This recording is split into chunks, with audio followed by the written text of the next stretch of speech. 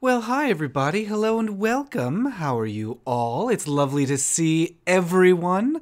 Goodness gracious. We've got Lucas and Emily and Charles and Dr. History. Hi, hi, hi, hi. Oprazine. Oh, hello. And Libby's Journal and a Zanrai Kid and Spagoogie Man is here. Rezel the Fallen is here. Hello, everyone, says Raphael. And an amen to you. Disaster Nation. Hello. Butterfree Gamer. Hi. Charles Scott was an amazing race contestant. Everyone watch his season. Yes, so Scott Flanary is going to be joining us very shortly to say hello. I'm very excited to have him. Scott Flanary, the delightful Scott Flanary. Amazing race. Season 29, Victor, co-Victor, along with another person whose name I forgot. Ooh, but I'm sure we'll talk all about that. So we're going to be joined by him in about a half hour. Hi. Willa's here. Hello, Willa. And Rezel's not a fan of drag or reality shows in general. I have some people around. Yes, I do. Hello, hello, hello. Jerome Nodwell, hello. And Timothy Dahl. And Hog called Tico. Oh, I'm glad you didn't leave either. A new backdrop. Yes, hello and welcome to the library. Here we are, surrounded by books and learning and stuff. I'm happy to, let's see, just like grab a, oh dear, grab a tome off the shelf. Here's Mordenkind and just like waiting for us, just off to the side. Ooh, if I bonk everything. Yikes. Oh, pay no attention to the edges of the screen.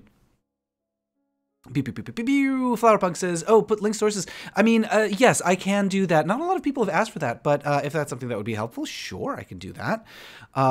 Disaster Nation needs advice. I committed to a relationship with a girl. I'm gay or bi, I don't know, and it went well for a month or so, and since I felt like leaving her for a guy, I see my future with a guy. Well, that's tricky. It sounds like you have some things that you still need to figure out, so you may... I mean, it seems like... From what you've said, which is not a lot of information, but it sounds like you are unsure about your own preference for what lies ahead. But I mean, honestly, like the first question to start with is just, are you happy with the relationship that you've got? If you're happy with the relationship that you've got, then great. Just because you see yourself in the future doing something doesn't mean that you have to be doing that right now. Dr. History says hi. Opera Z says, I love what you've done with the Rumpus Room. Thank you. Emphasis on the rump. Richard says, hey, howdy. It's Big Bunny in the Bay Farm Island anyway. Neat. Wait, Big Bunny in the Bay. Are you a big bunny? That's delightful. Disaster says, leaving would be bad. She has depression. I'm worried she'll do something drastic. I'm stressed about the possibility of leaving. Well, that's not great either. You want to want to be considerate to other people's feelings, and also, you can't just make all of your decisions based on the emotional needs of other people, because sometimes you have to take care of yourself. I mean, there's a balance to be struck, right? Like sometimes it's good to be a considerate person, but you need to be considerate of yourself as well. Charles D says, is that a sweater or a robe? It's a little chilly today, so I'm bound in my robe. I'm all swaddled. It's a nice wintry, Christmassy afternoon, and yeah, I'm nice and cozy. So James has a wizard robe. He has two wizard robes, a light one and a heavy one for different wizarding purposes. And I was always stealing them from him until finally I just got my own, and now I can wizard. I can wizard on my own. I'm a little stuffy. Apologize. I'm going to be sniffling and coughing and wheezing a bit because I'm just getting over a cold that I don't know who gave it to me, but I'm going to find out and I'm going to get him. No, I don't know. I went to, there's just, everybody's indoors and all the diseases and sneezes are in tight concentration.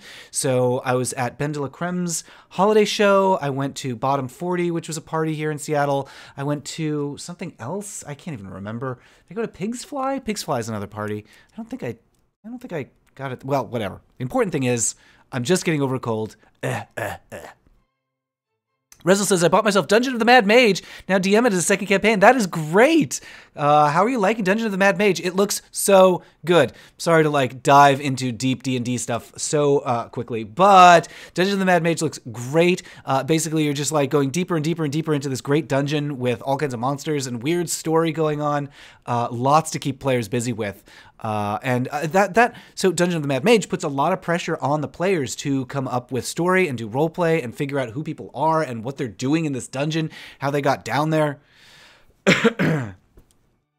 Yeah. Butterfree Gamer says, how was your Christmas? It was great. I went to some friends' houses, spent some time with friends. It was really lovely to see nice people. Also did some FaceTime with family. How was everybody else's Christmas? What did you do for the Christmas and holiday time? And what are your plans for the new year? What should I do for New Year's? I don't have any specific plans. One of my friends is doing a party way down south outside of Seattle.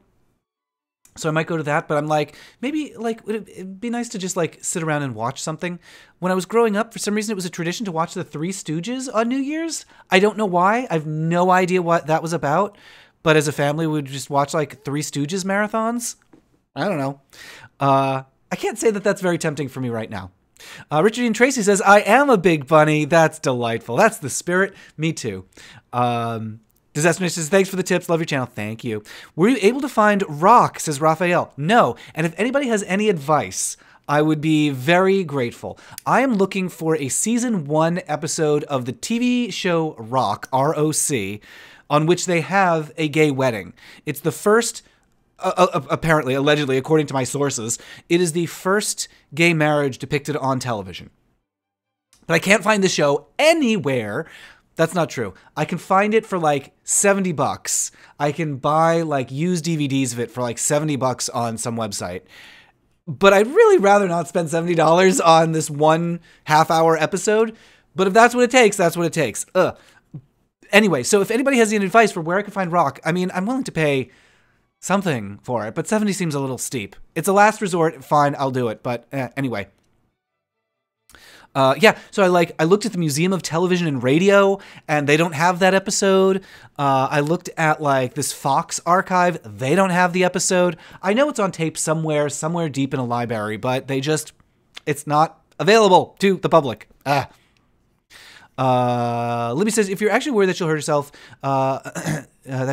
if you do, and the relationship, make sure that she has contact with help. I mean, that is good. Like, if, you want to make sure that people have access to help and support. So, I mean, you are not obligated to be everybody's therapist. So, you can just provide resources and, be a good coach, basically, to be like, look, I can't be what you need right now, but here are some people who can provide what you need, and I want to help you get to those people.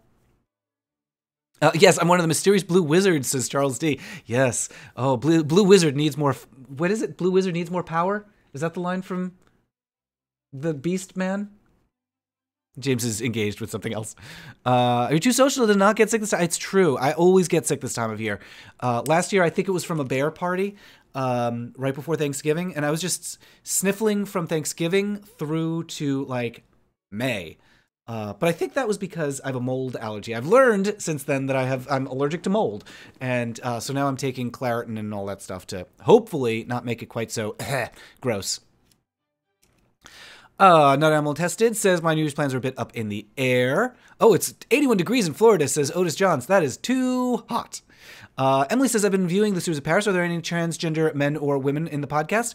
A few. I'm trying to think that I know of. I had Aiden Dowling on an episode, and I had another person on who... What was their name? There's a woman, a trans woman, whose name I cannot remember. Whitney something. Whitney Nicole Lee, I think might have been her name. She started as a drag queen and then realized that she was trans and transitioned. So I've got her on as well. But always looking for more. Raphael says, a wonderful Christmas with my grandma and some family. Gamma Dev says, on the Retro Movie Geek podcast, we discussed the movie Victor Victoria and what it meant to music 18 in the 80s. We name dropped it. Oh my goodness. You're already giving me recommendations. Okay. Wait, the Retro Movie Geek podcast. Retro Movie Geek, Retro Movie Geek podcast. Okay. And Victor Victoria, that is a good movie just to watch at any time. But for some reason, that does feel like Christmassy, New Year's-y. Making my own setting for new campaigns, says Jerome. I have so many ideas, none of them are any good, but I'll do some. Well, here's the thing. Start with the bad ideas and then make them better. Somebody said on Twitter recently, and I can't remember who it was, they were like, you can polish bad ideas, but you can't polish no ideas. So just get whatever down on paper and then refine. Aberdeen says, on New Year's Eve, I'm working, reviewing the Metropolitan Opera, new production with lots of flouncy dresses. That's nice. Are you going to wear a flouncy dress? Lucas says, it's been 10 years since I celebrated Christmas. Anonymous Tessa says, I could go visit my boyfriend, but he's 6 hours away. I'm feeling sick, not up to the drive. I want to visit, or I could go to my friend's party that is much closer to me. I mean, don't stress yourself out. Don't do too much. Don't, wear yourself thin. Get better. Feel healthy. There's a German tradition of watching Dinner for One, a 17-minute sketch. It plays on German TV each year. Dinner for One, huh? Dinner for One, parentheses, German. I could still hear it. I can hear I'm still got the creaky throat. A little fried. I was supposed to record a video 2 days ago when I was just completely stuffed up, but I couldn't talk. And so I'm a little bit better and recorded Weekly Debrief yesterday. So I'm a little bit better, but still have a bit of a Kathleen Turner vibe. Aquamarine Trash Can says, I remember staying up till midnight watching Timeless with my family. I'm not familiar with that. What is Timeless? Will is spending New Year's with partner. Very good. Brother's gift to me, says Pika, was telling me I'm going to be an aunt again. My niece's Christmas pic was her holding the sonogram. Oh, that's really sweet. Raphael says, someone said they were streaming on YouTube. Wasn't able to find them on the Shady Free sites. Oh, that Rock is streaming on YouTube. I couldn't find it either. I don't think there's some episodes, but not the one that I'm looking for. Shady free sites that scare me because of computer viruses. Yes, yeah. So there's the shady sites, which, I mean, I'll check them out if that's where they are. But I couldn't even find rock on a shady website. Rezel says, for Christmas, my great grandma came over. She managed to come even though she's 94. Wow. She gave me all her old USSR medals as a gift. Wow. Oh my goodness. That'll be what you could get for engineering. Wow. Oh, wow, wow, wow, wow, wow. That is so amazing. She was a chemist. Oh my goodness. That's incredible. What a delightful gift. Katra says, my Christmas wasn't great. My fingers, oh no, your fingers were numb again, so I couldn't write that much. I'm sorry to hear that. I can't remember. I know that you were having that problem before. Did you get that diagnosed? Oh, that's very unpleasant. I'm sorry to hear about that. Rezel says, just allowed to brew in my mind for 2 days. Oh yeah, for settings, for campaign settings. Brew it in your mind and then make a rough outline. Build a world around the plot line and just add more cool stuff as you think about it. Mr. VMB, says Dinner for One is English. Oh, okay, even better. Dr. Research says the last podcast, the podcast I highly recommend is Last Podcast on the Left. The best horror true crime in your daily dark history of humanity. Last Podcast on the Left. Last Podcast on the Left. That's a Twilight Zone reference, I think. Disaster Nation has had sniffles for 2 weeks, solid, blue. And Upperzine says, can I get a self-promo? Of course, after 25 years of writing blogging, I was interviewed by the New York Times. Can't link, but stories called How an Underground Queer Zine Became the Best Blog in Opera. Yes, it is so, my gosh. I'm delighted that happened. It's a great article, How an Underground Queer Zine Became the Best Blog in Opera. I'm writing myself a note to tweet a link to that. Underground Queer, quotes, zine. Best blog in opera. James and I were remarking the other day how strange it is. Like, there's so much opera adjacent to me these days. It's not something I would have ever expected because it wasn't a big part of my cultural diet ever. But I have so many friends and like people I've interviewed who are opera involved. It's just interesting. I live in Palm Springs, says Tiger. I'm dying of pollen-related death. Oh no. Oh no, Allegra D. Oh, and also weed. I guess if that helps, great. I can't smoke anything while I am sick because it like hurts my throat so much. Timeless is pretty much about a trio of people that work for a private company. The government uses a time machine to go back in time to important historical events. That sounds so cool. Oh my goodness. We were just watching some Quantum Leap. I'll talk about that in a little bit. We were watching Quantum Leap and it sounds a little Quantum Leapy. Trio of people that work for a private company, government, use a time machine to go back in time to important historical events. Oh, that's very neat. Also a bit like Time Tracks. Remember that one? Starring Darian Lambert? Not starring, that was the name of the character. I haven't thought about that show in a long time. I was alone this Christmas. Well, sort of. I'm house sitting with a 200-pound dog, a Great Dane. Oh my gosh, 2 bunnies, a gecko, a hidden puss just as well. I'm allergic. Whoa, Richard, if you want to post pictures of your animals that you're spending time with, that would be awesome. I love when people send pictures of animals. Oh, Hoggle says, we always watch Emmett Otter's Jug Band Christmas. That is very great. And Babette's Feast on New Year's Eve. That seems good. That seems good. It's been a long time since I've seen Babette's Feast. I have a story about that, but it's not an interesting story, so I won't tell it. Tiger Quinn says, I saw It's My Party a week after I came out. Destroyed me. I later was grateful for that experience because it informed me a lot about my initial gay experiences. I don't know that one. It's My Party. It's My Party. Never heard of that. Oh, and so they're traveling through time to find a group of terrorists that stole their original time machine and are trying to tear the U.S. apart in its early years. Oh, that's so cool. Okay, I will definitely look that up. Timeless. Are there any dark websites to see Ma V and Rose? Oh, I don't know. It's been a long time since I've thought about that movie. Yeah, I don't know. Does anybody know where you can see Ma V and Rose? Oh, and you like, Raphael likes Were the World Mine. That one never really worked for me. I don't care for that one. But I'm glad that you like it. I seem to be unaware of this Christmas, but we didn't argue, so it was actually decent, says Eve. Plus, it was the first one with my name changed, legal gender marker for my gender, so it was good. That's great. And not arguing. Perfect. Oh, you're listening to Critical Role Campaign. The sad thing happened. Oh, I'm sorry. Dr. History is asking for good LGBT documentaries on Netflix. For some reason, there's a bunch on Hulu. I noticed. I haven't watched any of them yet, but I saw that there's kind of a lot. Richard E. and Tracy used to live in Palm Springs. Allergy eyes in early summer more than anything. Ooh. Opera says, opera is the queerest performing art. I think I would have a hard time arguing with you about that. Oh, your favorite author, Eve's favorite author, published a book on Christmas Eve, so that was a pleasant gift. What was the book, and who's the author? Zenrai Kid says, I just want to say your videos help me understand I was not alone. Oh, and my struggle helped me come out as bi to my therapist. Oh, gonna come out to my parents and sister soon. To sister soon and parents later. That's great. I'm so glad. I'm so glad that was helpful. And congratulations, Zenrai Kid. And I'm so glad that you shared that. Yay.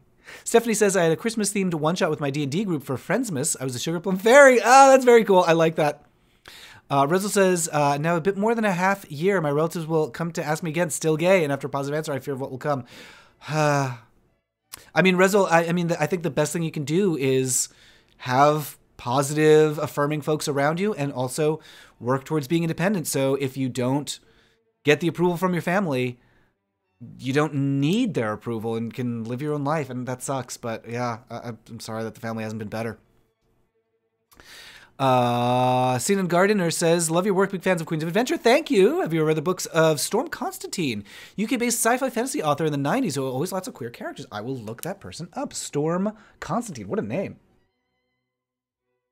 Storm Constantine. Great. Have you all seen Get Real? Love that movie. Oh, I remember Get Real. Oh, yeah, British movie?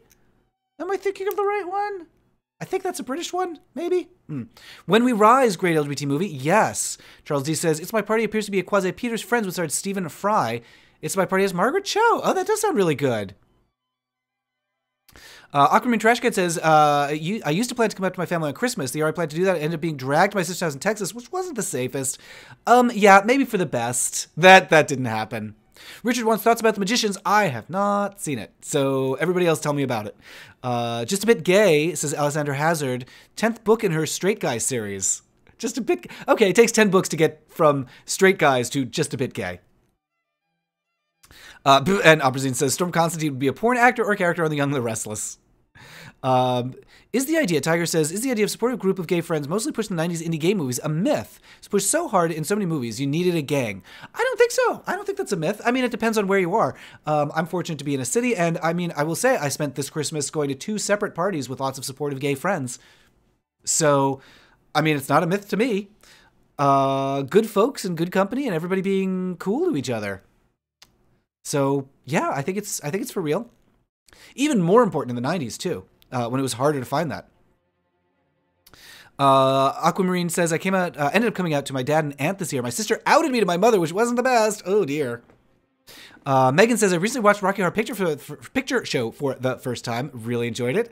I'm glad that you did. It's such a good movie. Did you watch it with friends? Did you watch it with Drama Club? Because that was how I saw it, and that's kind of the best way to see it, is with, like, other weirdos. Charles D says, is Ma Vie en Rose the one about Edith Piaf? Or is that the French movie where the main child character is trans? Yes, I think it's the one about Edith Piaf. I think they're both Ma Vie en Rose. The French movie where the main child character is trans. I think that's both Ma Vie en Rose. Oh, Seanan says, I remember going to see Get Real in the cinema. Oh. Watch an I'm Not Gay musical on YouTube, said Reza, was very funny. Okay, I'll check that out. Megan says, I watched it with one of my friends who's also queer. Yay, that's perfect. So we're going to be bringing Scott Flanary very soon, but I also just wanted to let you guys know, first of all, big thank you to everyone who supports all of my projects on Patreon, backers who are making all of these things possible, the live streams and the YouTube videos and the podcasts and everything. I am just so grateful to you.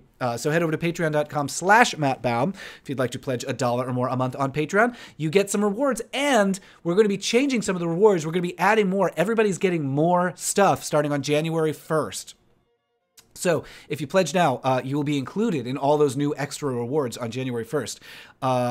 And some folks, if you're pledging at the $12 and up level, I'm going to start sending out care packages. And I just wanted to show you guys some of this stuff because it's so good.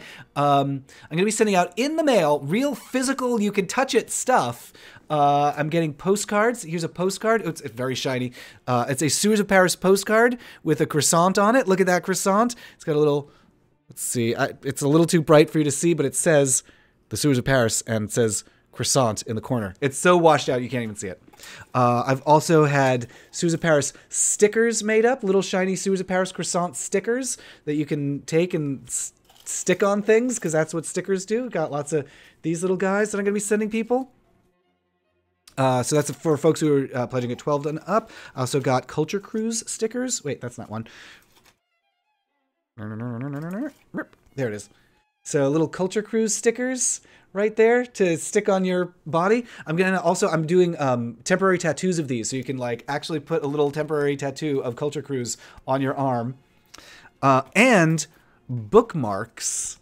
A Quentin Crisp bookmark. There he is. Look at him with his quote, "There's no need to do any housework at all. After the first 4 years, the dirt doesn't get any worse." And it's got a little biography info about Quentin Crisp on the back. So I'm going to be sending those out for folks who are pledging at 12 and up a month on Patreon. But also there's other stuff you get at 7 and up. You get I think you get a shout out by name, and you also in a video, and you also get an MP3 download of my book, Defining Marriage. At 4 and up, what do you get at 4 and up? You get thanked by, maybe that's the, oh boy, I should know this, but we're just changing everything. So my memory is full of holes, like what's his name on Quantum Leap? Yeah, at 7 and up, you get MP3 of the book, and I'll thank you by name. At 4 and up, let's see, I should know all of this. There we go. Oh, at 4 and up, of course, I'm going to be doing a new podcast with James where we talk about, kind of like on this live stream, we talk about the little cultural comforts that we're watching, books, movies, and TV and shows, stuff that's making us feel cool and making us feel happy. And we're going to be calling that Cozy Pants, and that's available just to Patreon backers. And at $1, you can pledge just $1 a month on Patreon, and you get early ad-free access to YouTube videos.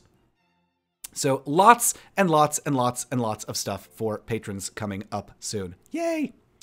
New Nick Jeff is correct. You're confusing Mavian Rose with Lavian Rose. You're right. Oh, Charles says, I think the trans one is Lavian Rose and then Edith is Mavi. You're absolutely right. Yes. That is a little confusing. Rezel says, I'm sorry, I always complain about these streams. It's just the only place where I can let it out. I'm trying to manage it for the future. It's okay. It's okay to talk about the stuff that's stressing you out. Talk about the stuff that's stressing you out. It's important to do that. You do not want to get that all bottled up. Raphael recommends Taking Care of Mrs. Carroll. Not familiar with that. Taking Care of M.R.S. Carroll. LGBT novel? Oh, it's a Paul Monette book, of course. Hungry Man wants to know the fascination with 70s sitcoms, because there's a lot of good stuff in those. Also a lot of terrible 70s sitcoms, but, Dr. History says Oscar Wilde bookmarks. That's a great idea. You should do an Oscar Wilde one next. You could do a whole series of, like, different queer authors, starting with Quentin here, and then I've got Oscar Wilde, and, gosh, I don't know, Sylvia Plath is the next name that came to mind. I'm not even sure if she was queer. Am I thinking of somebody else? Anyway, the point is, let's do a lot of queer authors. Yes, bookmarks. Oh, and Fabulous Aquaman Trash Can recommends Night Vale, of course. You should make Suze of Paris logo and enamel pin. Also saying because I started collecting enamel pins. I would love to do an enamel pin. I do have little pins, and people who back Patreon at the 20 and up level do get some pins in the mail. Little 1-inch round pins. Not enamel, but enamel would be fun. Arthur says it's gone 1 year since Call Me By Your Name. Have you seen it? Adding it to my list. Call Me By Your Name. Not yet. Sorry. Cis people have the life, Lavi, whereas trans people only have my life, Mavi. Okay, that makes sense. That's a good way to remember. Dave Rendon is here, late to the party, y'all. Hello, good to see you. Glad you could join. Let's see. I need to. Oh goodness gracious. I had my YouTube stats. There we go. Open in a window. Now we've got them. So I can see you all, and I got to get ready the Skype stuff because we're going to be bringing in the lovely Scott Flanary in just a moment. So we're preparing for that. Let's just make sure we've got him. There he is. There he is. It still says this location is West Hollywood, even though he moved.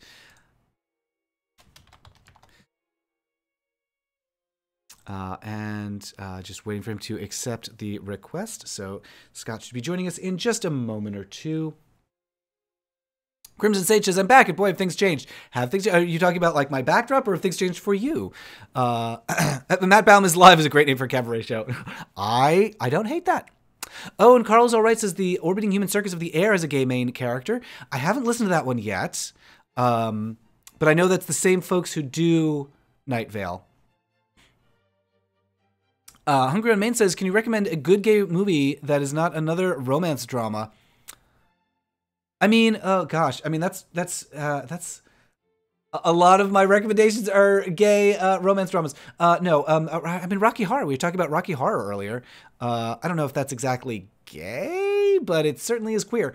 What else? That's a tough one. I was just also talking to somebody about Longtime Companion, which is not the most cheerful, but not terrible. Have you seen The Party? A great film about feminism and queer stuff that happens to be hilarious.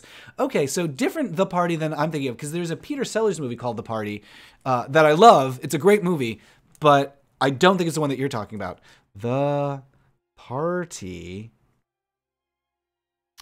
It was on Slate. Wait, what was on Slate? Oh, Ms. Cracker wrote an article about Call Me By Your Name and how it was problematic for straight men to write a queer story. Oh, I didn't know it was written by a straight man. Vadriel Vale is another good book. It's sort of follow-up to Gaywick, both by Vincent Verga. And what am I doing? Vadriel.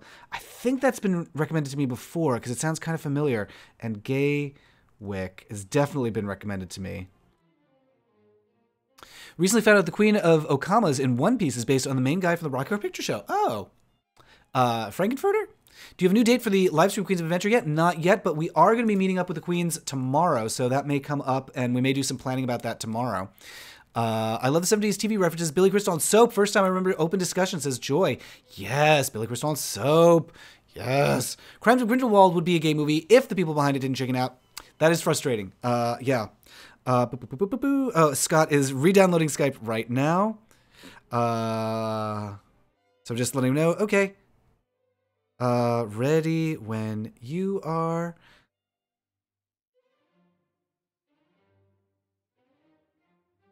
Okay.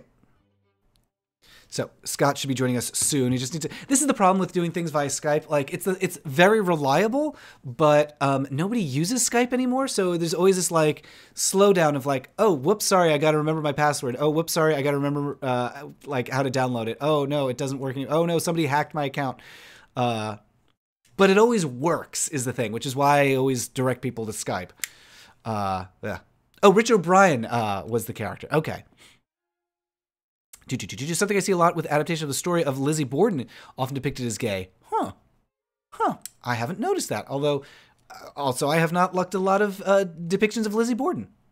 Producer once said, says Opera Zine, a producer once said, all movies are love stories. Sometimes a movie is about the love between Clark Gable and Spencer Tracy. Delicious. Okay, Scott says that he's ready, so I'm going to bring this music down, and I'm going to bring the desktop audio up, and then we're going to call. Let's see, we're going to find Skype because it's gone away. Hello, ready, he says. Great. So we're going to call Scott, and you're going to hear him before you see him. Here he is. Hello. Hello. Hi, yay. Oh, it's working. Hi there. Yay. Here's Scott Flanary, everybody. Hello. Thanks for having me. So they can see you. You won't be able to see me because of how the software does things. But anyway, hello and welcome to the live stream. Thank you so much. How are you doing today? To see you. Would you like to introduce yourself? Sure. My name is Scott Flanary. I am a single gay man living in Seattle, Washington, home of the famous Matt Baum. And you might know me because I appeared on TV on The Amazing Race Season 29, where I won with a stranger as a partner. So that's my claim to fame. That is among your many claims to fame. You're also a CrossFit champion and let's see, what your many accomplishments, and a recruiter, and you help people live their best lives.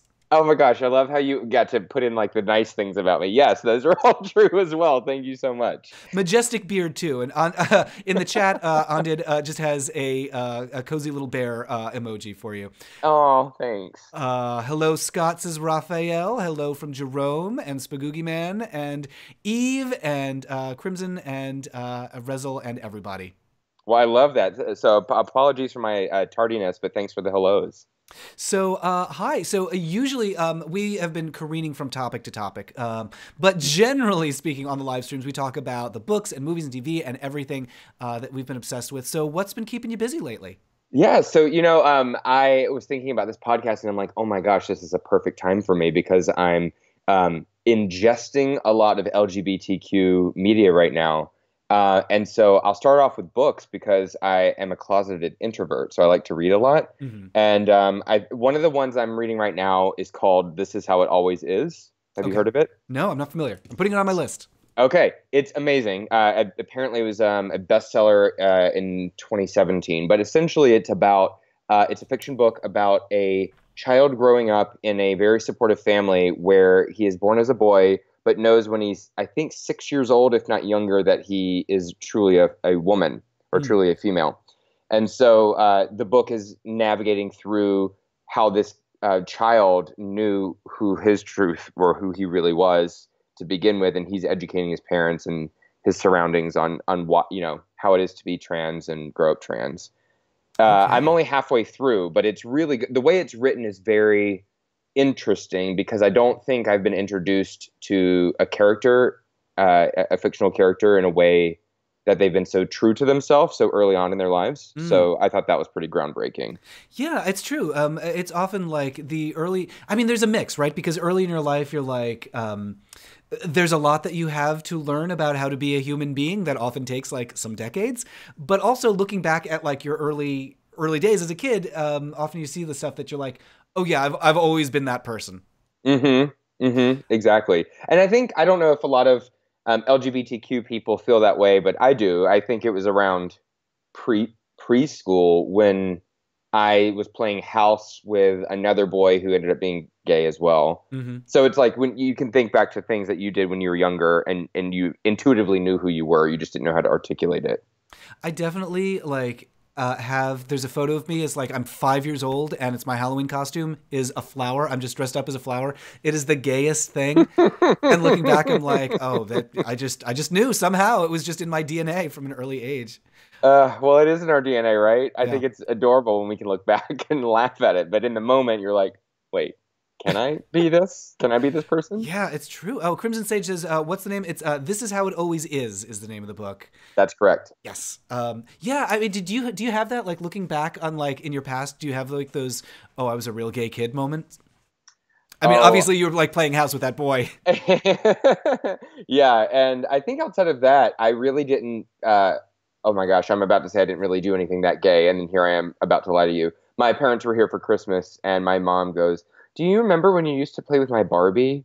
So just to like paint the picture for you, it was a 1950s original Barbie who came in like that Whoa. suitcase wardrobe Oh my situation. goodness. Oh yeah, yeah, and the Barbie with like the bouffant rather than whatever hair she has now. Uh-huh. And I would dress her up in all the different outfits that were hung on little plastic hangers in this Uh-huh. little wardrobe, and would just come up with all these scenarios where Barbie was always queen of the night, basically. You know, there's a part of me that wonders, like, is it that gay kids like gay boys like to play with dolls, and that's something that like flags them as gay, or is it just that all kids like to play with dolls, and it's the certain boys that are trained that they shouldn't?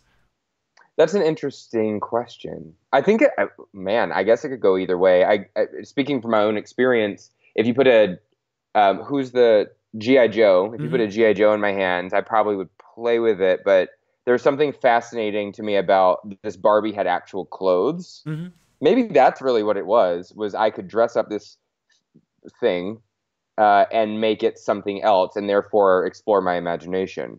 Because I remember Teddy Ruxpin too. If you Oh yeah. remember Teddy Ruxpin, he had clothes, and my favorite thing about him was dressing him up rather than listening to his stories. I don't So remember that at all. Did he really have clothes? I didn't remember Teddy yeah. Ruxpin outfits. Oh yeah. Oh yes. He had a catalog. You had to order it. This is before Amazon. It was the whole thing. Oh, wow. Mhm. Yeah, I have no memory of that. There was somebody was just saying that they wanted to see like a gritty reboot of Teddy Ruxpin, and I'm like, oh, I don't know. I don't know if that's what the world needs. I think he's back. I'm not kidding you. I What? think I read it somewhere literally this week that he's back. Okay, well, all right. Good, Hmm. good, good, good. I mean, I'm not opposed. I don't want it to be like Teddy Ruxpin is back and edgy. Right. But he has to wear that ugly looking khaki smock to start, because we have to bring him back true. But then I don't know. I want to see his wardrobe expanded, because then maybe he can have like a Speedo or something for the gays. I don't know. There you go. Perfect. To go along with that bear emoji from earlier in the chat. Exactly. And it says Barbies and mom's shoes or you're fake gay. Yeah. Carl is all right. Says for me it was kissing one of my friends when I was about 10. And Aquamarine Trashcan says, I remember looking back at my childhood, and so far I've evolved from an annoying tomboyish furry into a slightly less annoying femme lesbian. That is a journey. That is a journey. I want that person to be on this podcast. I want to. Yeah, I want to hear more about that. There was somebody, I can't remember who it was, some furry that I follow on Twitter, was back home for Christmas and like looking through their books and was like, oh, I guess I was always like this. And it was like a Halloween costume of them at 5 in like a dog costume. Like, right. It's a silly animal. There you go. That's cute. Yeah. That's a cute reference. I love how it took until, what was it? 3 or 4 Halloweens ago. So I'm 36. So I guess when I was 32, I finally dressed up in the Halloween costume I always wanted to, which was Robin. Which everyone is always like, oh, you should dress up as Batman. Robin is very underrated. And yes, I made him a sexy Robin because at the time I was in Los Angeles. That's just what you have to do. Yeah. You have to, yes. Yeah. But Robin was also my crush. Like, I like which Robin? Severely, all of them. Okay, Chris O'Donnell for sure. Well, yes. The number one. Specifically his lips. Oh my God, his lips in that movie. I might have been on Tumblr for the remnants that are still there.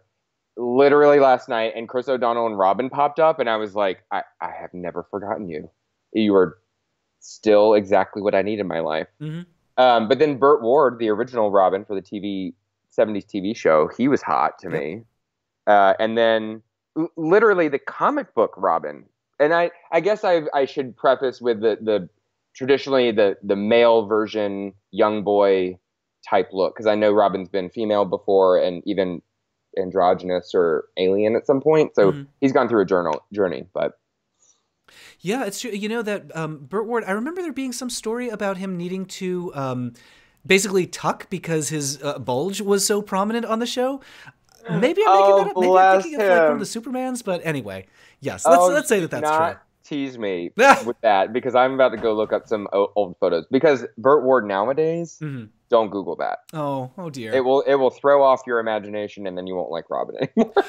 I do recall Burt Ward was in some like softcore like Skinamax movie with Sylvester Stallone's brother or something. It was a very weird like F-list cast of characters in sort of like a TNA tease movie. Right. Dr. History likes Nightwing. Oh. I will say, I mean, like, here's the thing, is like all these superheroes are basically just kinksters in their underwear. So, I mean, what a godsend for young queer kids to be like, oh no, I'm just looking at these comics for the story and the physique, not right. Well, it's interesting to think about comics in that way, because I grew up reading them the way that we kind of just joked at, where I thought the plot really was interesting. Obviously, Robin was oh my God, he's my eye candy too. But I enjoyed seeing like them fight the bad guys and then their lives not as superheroes. But now as like a, I don't know, sex positive, healthy gay man, I'm just like, oh, there's like a fetish behind this that I think all these other people have been tuned into, and I just discovered it. So for example, Deadpool, I think is the hottest live action superhero ever. I mean, it could be because we know it's Ryan Reynolds, but when he like shows his ass to the camera, I'm like, I think I might be into latex now. Like, I think he has turned me onto a new fetish. I'm very confused. Well, you are in the right city to explore that avenue. There is, now we have multiple, we've got Fetish Night at CC's, we've got Pig's Flight Queer Bar. Okay. There's I always forget the name, the Institute for the Exploration of Sexuality or something like that. Oh my. Seattle's just a very kinky city. Yeah, well, okay, maybe it's time for me just to, poke my head in. do some maybe I should change those words. Go into the bar. Yes, maybe it is that time. A lot of agreement about Robin. Raphael says it was Robin who needed to tuck. Rezel says dolls were for me when I was around 4 to 5. Then I lost interest. Never liked action figures for boys. It's just something about like the G.I. Joe aesthetic that doesn't do it for me. Yeah. interesting that we all kind of tracked, though, all those comments. So I don't know what that is. Maybe that's something to explore. Richard Ian Tracy says, for me, it was the Wonder Woman doll at age 4 or 5. I was all about it. I had a Spider-Man doll, too, but he was dull. I mean, Wonder Woman versus Spider-Man. First of all, Wonder Woman versus Spider-Man is a story that I would like to see play out. But also, I mean, no contest about who's the more exciting superhero there.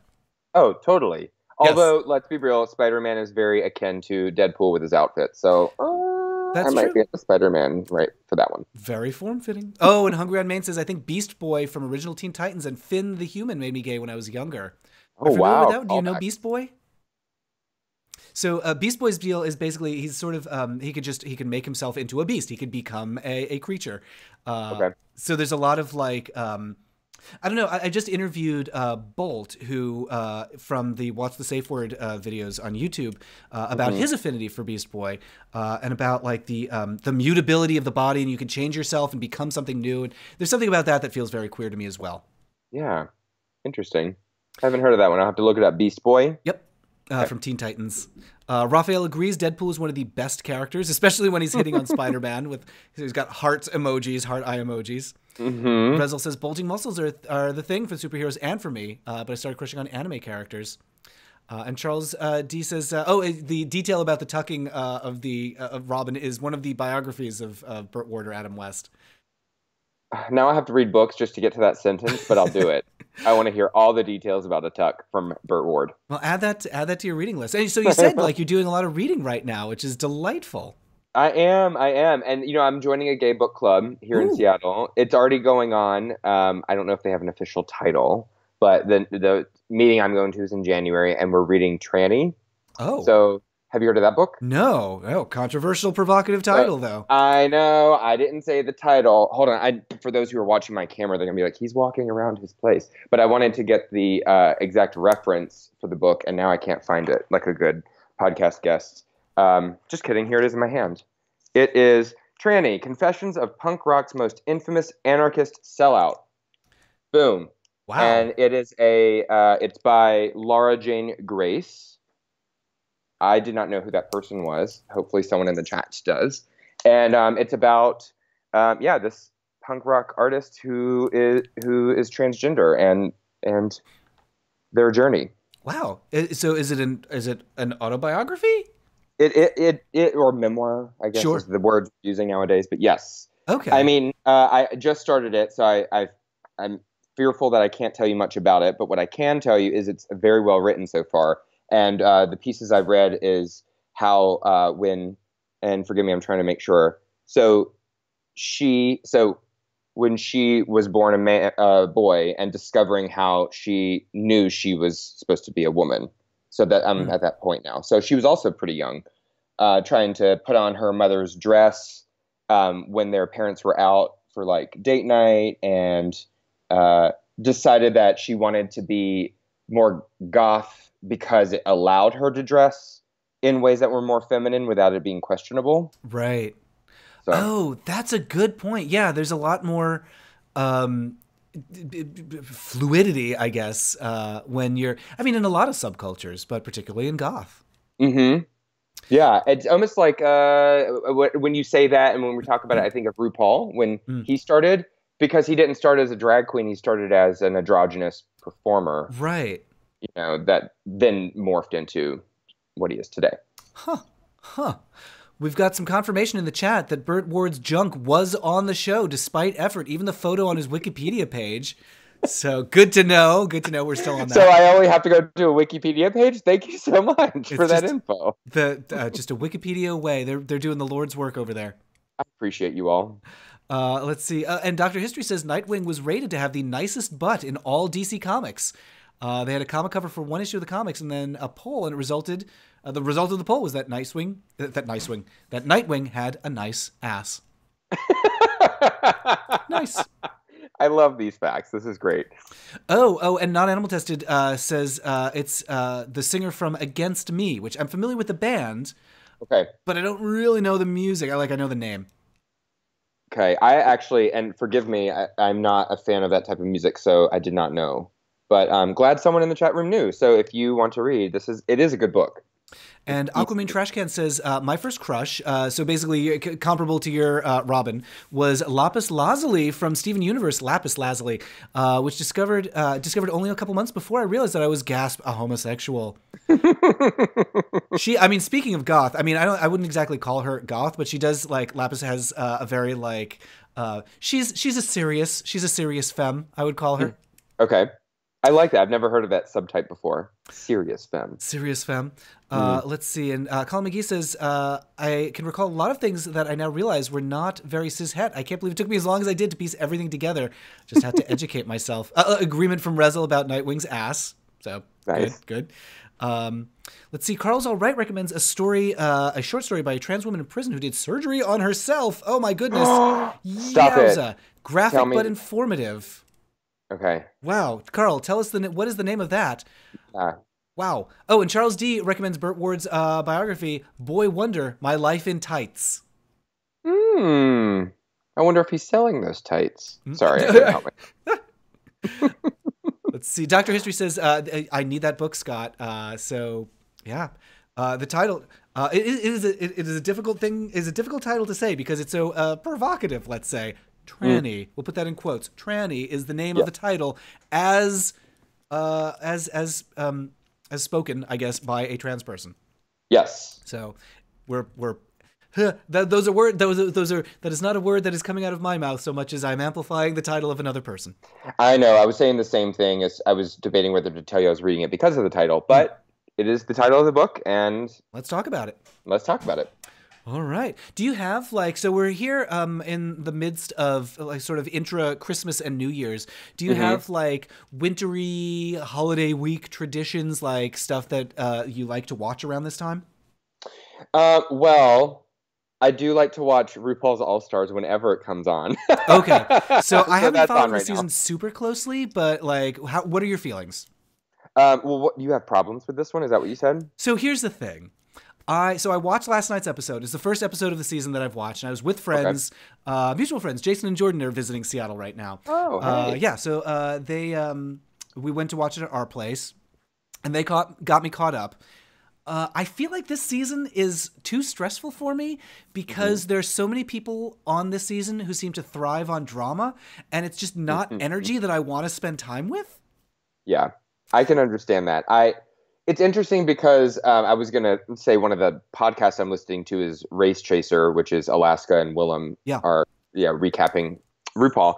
And Willem is right on when if you don't listen to the podcast, he essentially gives a little bit of behind the scenes of how reality TV is made.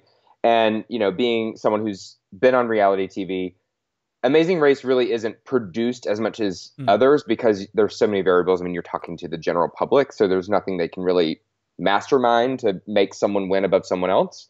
But on a structured show like RuPaul's Drag Race, production can absolutely impact what is going on the camera. They can absolutely pay someone like Gia Gunn to go up and prod the others and say a certain thing. They know which lipsticks are being chosen by the two potential winners, so they're only going to let the person who is eliminating the person they need eliminated win the lip sync. I mean, there's all these ways to orchestrate reality TV. So I understand where you're coming from because I feel this season's very produced for the first 3 episodes.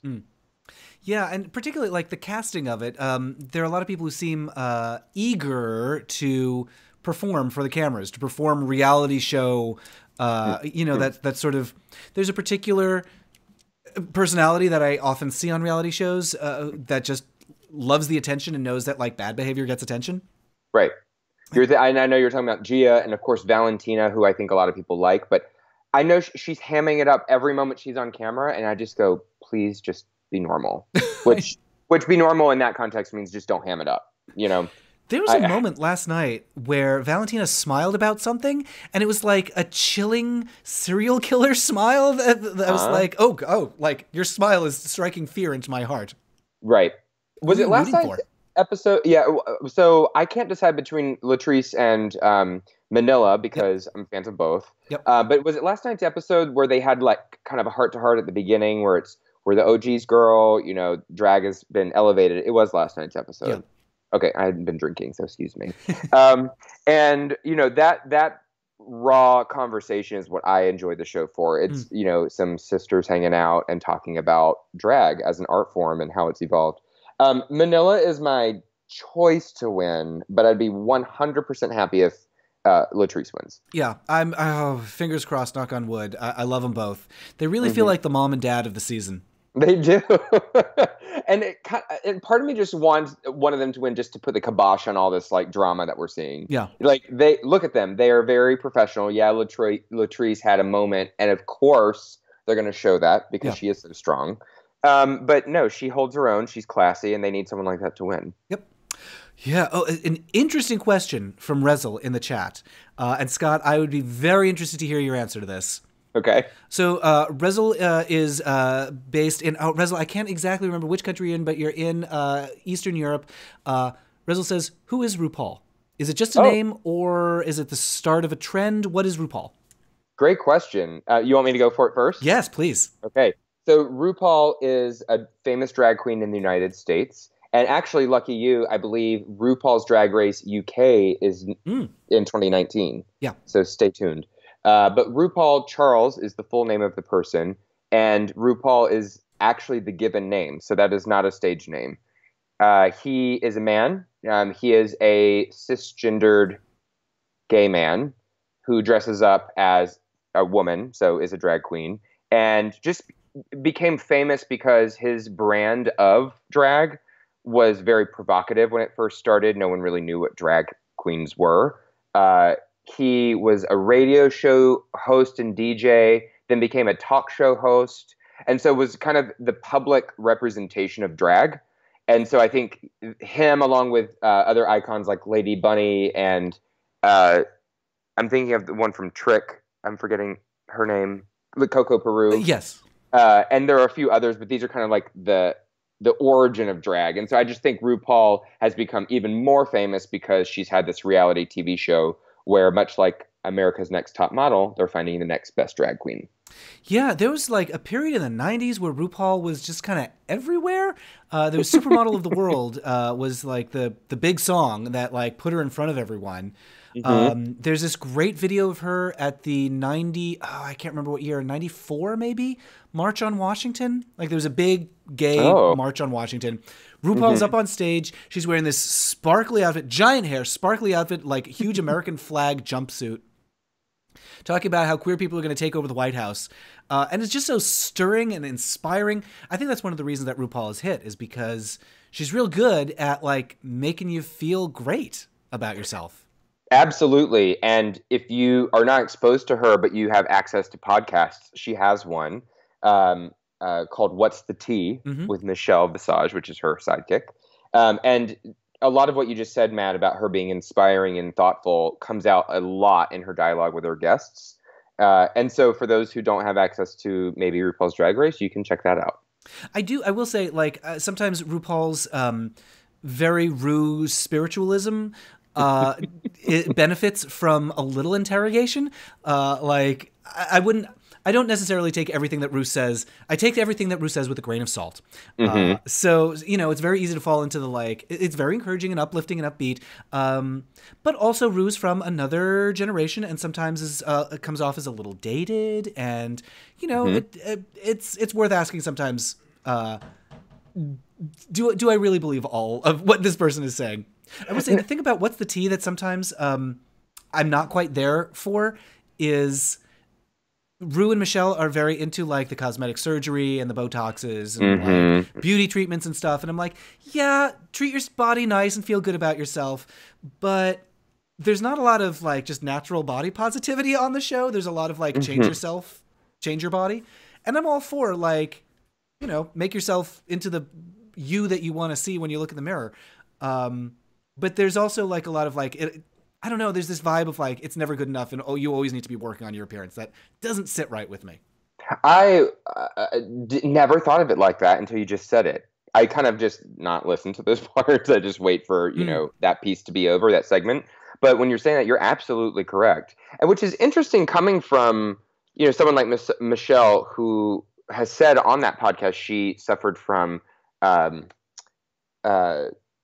one of the illnesses, bulimia, I think it was. Sure, eating disorder. Thank you, eating disorder. And so, I would think she might present appreciating your body in a different way than perhaps she is. Yeah, it's true. And like I said, I think it's nice when people like take the initiative to either for their health or for their appearance or for aesthetics or whatever it is. I mean, like I'm not saying don't get a cute haircut, like make yourself look nice and feel cute about yourself. Right. But also recognize, what it is what's lacking there is just that moment to be like, yeah, okay, I'm doing this thing to feel good about what I see in the mirror, but also, even without it, I look pretty good. Yeah. It's Yeah. it's a vibe that I get like a lot in Seattle. Like moving here, I feel like Seattle is a very body positive city, where people feel comfortable just in their own skin in a way that they super don't in Los Angeles. hmm And for those who don't know, Matt and I were friends in LA as well. So Yeah, I was there for 7 years prior. yeah. And I tell you, I guess to be a little vulnerable right now, I've had an issue adjusting to Seattle because everyone is so accepting of all different types of bodies and looks. And I was so used to being rejected or not appreciated in the bars in LA or in the social scene because I don't have a six pack and I don't have the ideal what I have been told is the ideal Mm. body, and that has followed me to Seattle. So in some of my therapy sessions, I go for other reasons. It does pop up, and I go, it should just go away, right? I'm in a city where everything is great, and people think everyone is attractive, and but I think we as a community, a gay community, but we as just a human race should really focus on body positivity for everyone. I agree with that. And I will say it's something that took me a little bit of practice when I got here. And the thing that got me over the hump was one of my friends was doing an underwear night at CC's. It was a Mhm. fundraiser for the, was it for the Seattle Cheer or whatever the cheerleading group is here? Okay. And so it was an underwear night fundraiser for a good cause. I think they were raising money for, I want to say muscular dystrophy or something like that. hmm And everyone was being very shy and nobody wanted to take their pants off. And I just felt really bad for my friend. And he was like, he just felt bummed that nobody was in their underwear. And I was like, okay, I guess I'll take my pants off for my friend to help his party. Right. And so I'm standing there in my underwear and I was the first one like in the bar to take my underwear off. I'd never done anything like this. And I was like, oh, this actually feels kind of nice. I kind of Mhm. like just take my underwear off or take my underwear off. Good grief, take my pants off and just like being here in my body. And people are happy to see that someone has done this, and Yeah. it's positive. And now other people are doing it, and other people feel comfortable. And just like it's something that you kind of practice. And now like I go to Pigs Fly and Fetish Night and all that stuff, and I'm like, here I am. I don't care. I feel good. I feel cute. And Yeah. it's just you have to be mindful. You have to get yourself over like you kind of psych yourself up, and then once you do, it just feels nice. Well, and to your point, I know you know, but maybe the listeners don't, that I go-go danced a handful of times in Mm. Los Angeles for what was called Ginger Night, Hmm. and Matt even took some photos of me, Yeah, and those pictures are out there. they are, which I had to be very forthcoming with before I was on The Amazing Race. It was funny Mm. Oh, because they need right. to know everything. Yeah.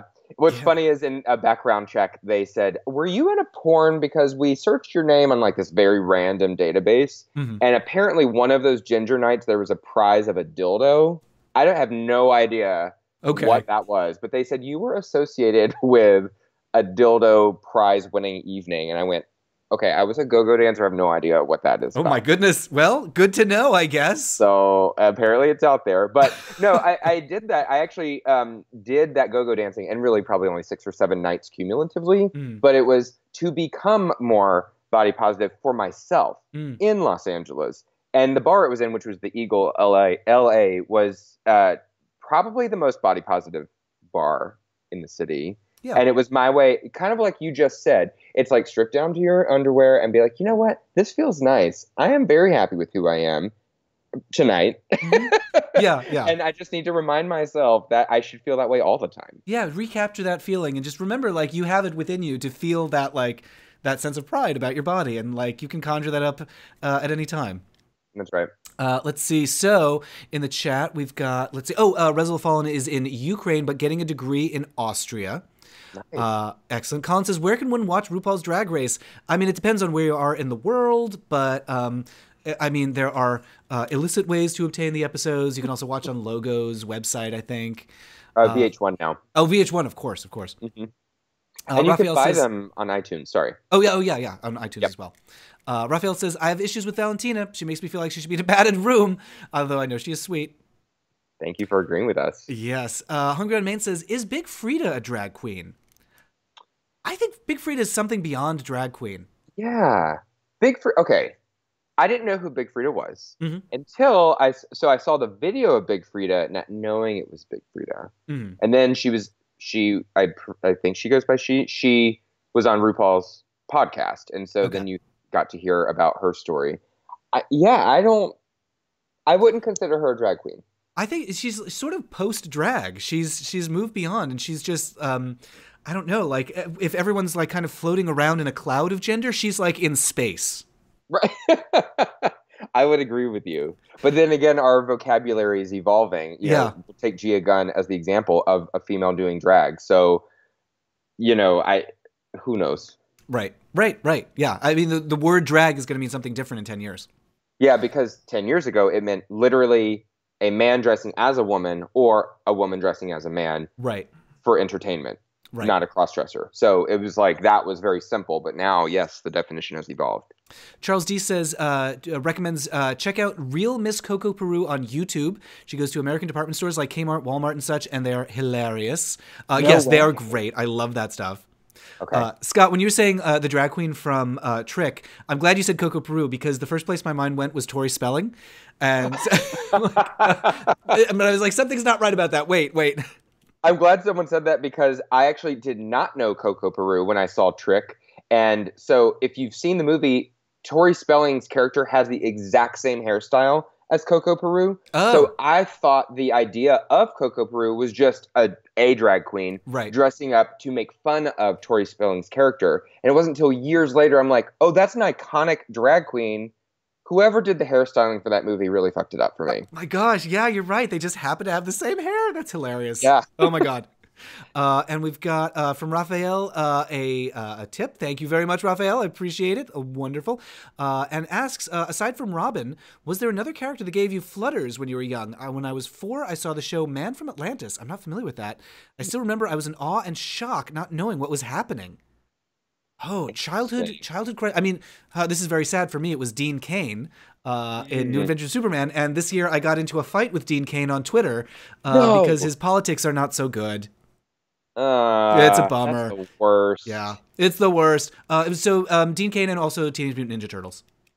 Oh, that's a good one. I always liked. Is it Michelangelo, the orange one? Yep. The party dude. Yes, because he was the party dude, and he was like totally chill and relaxed. Yep. Loved him. Yeah, I know. For like anxious little gay boys, I think Michelangelo does something to be like, no, it's okay. Just shed your inhibitions and just do whatever. It's okay. You don't need to be so worried all the time. Oh gosh, I'm thinking. Okay, so I always say I'm not a really sci-fi person. I don't really enjoy sci-fi entertainment. But every once in a while, something breaks through, like Dollhouse with Eliza Dushku. Yep. I thought it was genius. And here I am like, that's as far as I'll go. But growing up, I loved Space Cases on Nickelodeon. Space Cases. Oh, that's so familiar to me. It was I'm on IMDb, so I'm cheating a little bit, but it was 27 episodes. It was only 2 seasons. I do remember it was only 2 seasons. And it was about kids who got lost on a spaceship in outer space. It's very normal, I guess, sounding. But the reason I'm bringing it up is because one of my childhood crushes was one of the actors on that show.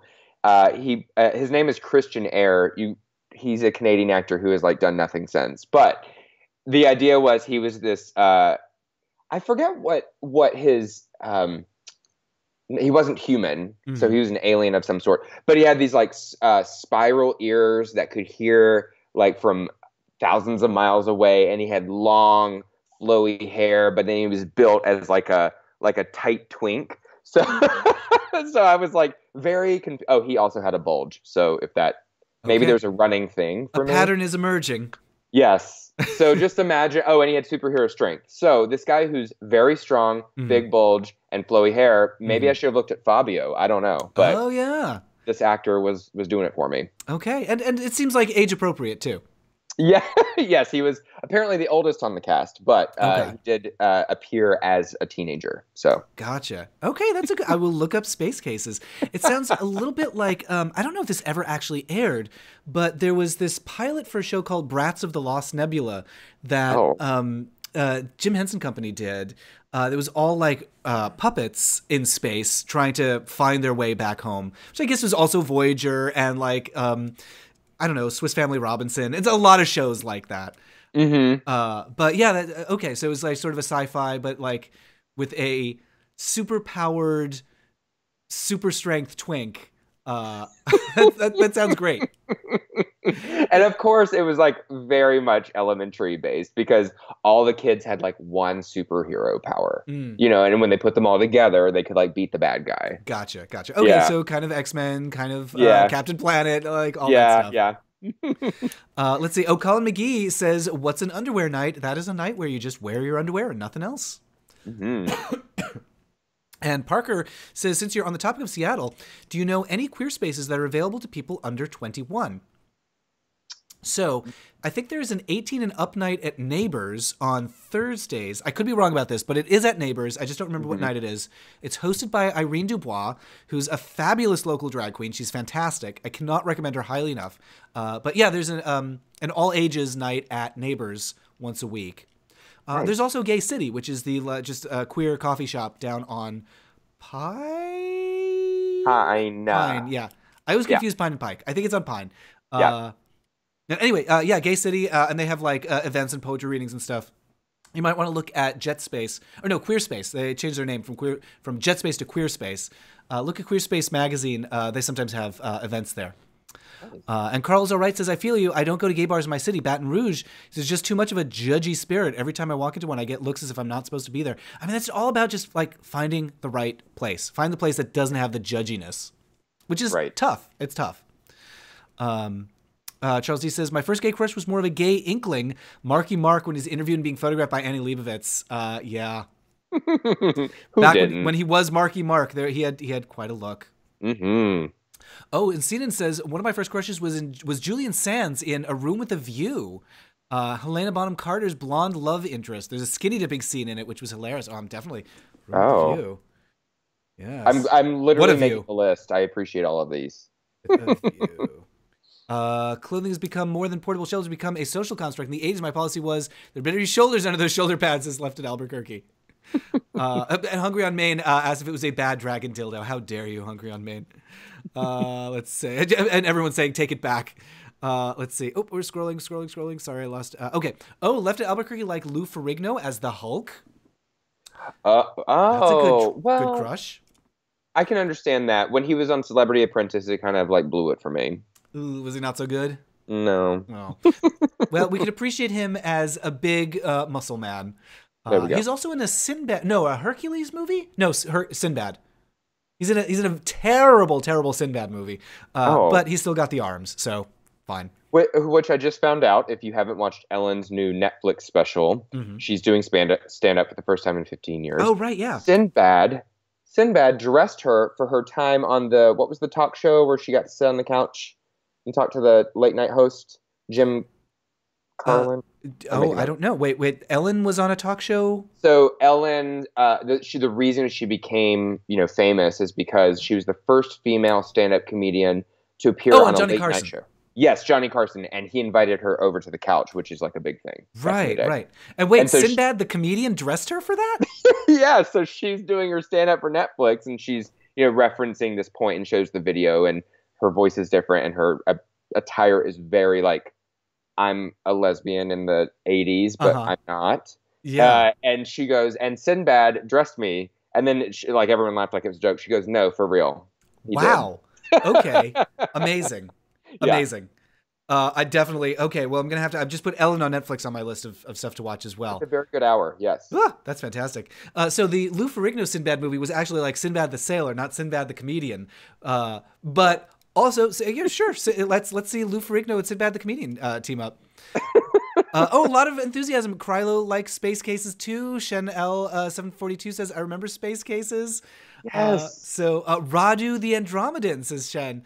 The Andromedan, yes, that's it. And Sin says, I love Eliza Dushku. Her faith on Buffy was such a scene-stealing character. Disaster Nation says, as a young boy, I crushed on Billy Joe Armstrong, the blonde guy from Buffy the Vampire Slayer. Do you mean Spike? Do you mean the blonde guy? How dare you? I would have said the same thing. Let's see. Thanks for the tips, says Parker. Looking forward to breaking the Seattle scene. Gay City sounds fun, says Dr. History. Cooper says, anyone in LAOC area know of any gay coffee houses? Oh, yes. Many of them. All of them in LA. Yeah, recommend away, because just go to West Hollywood, basically. Yeah, I mean, apparently, fun fact, the Starbucks in the center of West Hollywood, and by that I mean across from 24 Hour Fitness, is known as Gay Bucks, but it is also one of the top 5 most revenue-producing Starbucks in the world. Whoa, okay. Wow. I was told that by someone who manages that store. So I would check out that store. It is very gay and very cruisy and very, even if you're not cruisy, it's still a great place to be. There's a lot of good people watching there. There's great people watching.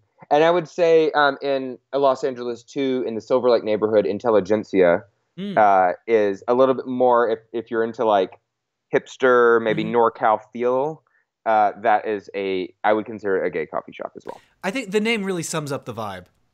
It does. Let's see. So Rezel says, I wanted to go to gay bar, but delayed it too much and got outed. I mean, you could still go to a gay bar. Go to a gay bar, Rezel. I mean, if you're, I think you said you're in Austria, right? Austria getting marriage equality in just a few days on January 1st. And Colin says, I would go to queer spaces with my friends, but since I've started college, I don't have many friends. Go to some queer spaces, make some new ones. I mean, that's easy to say. Like, go to a queer space all by yourself and make some friends. That takes a lot of chutzpah. But friend making doesn't happen by itself.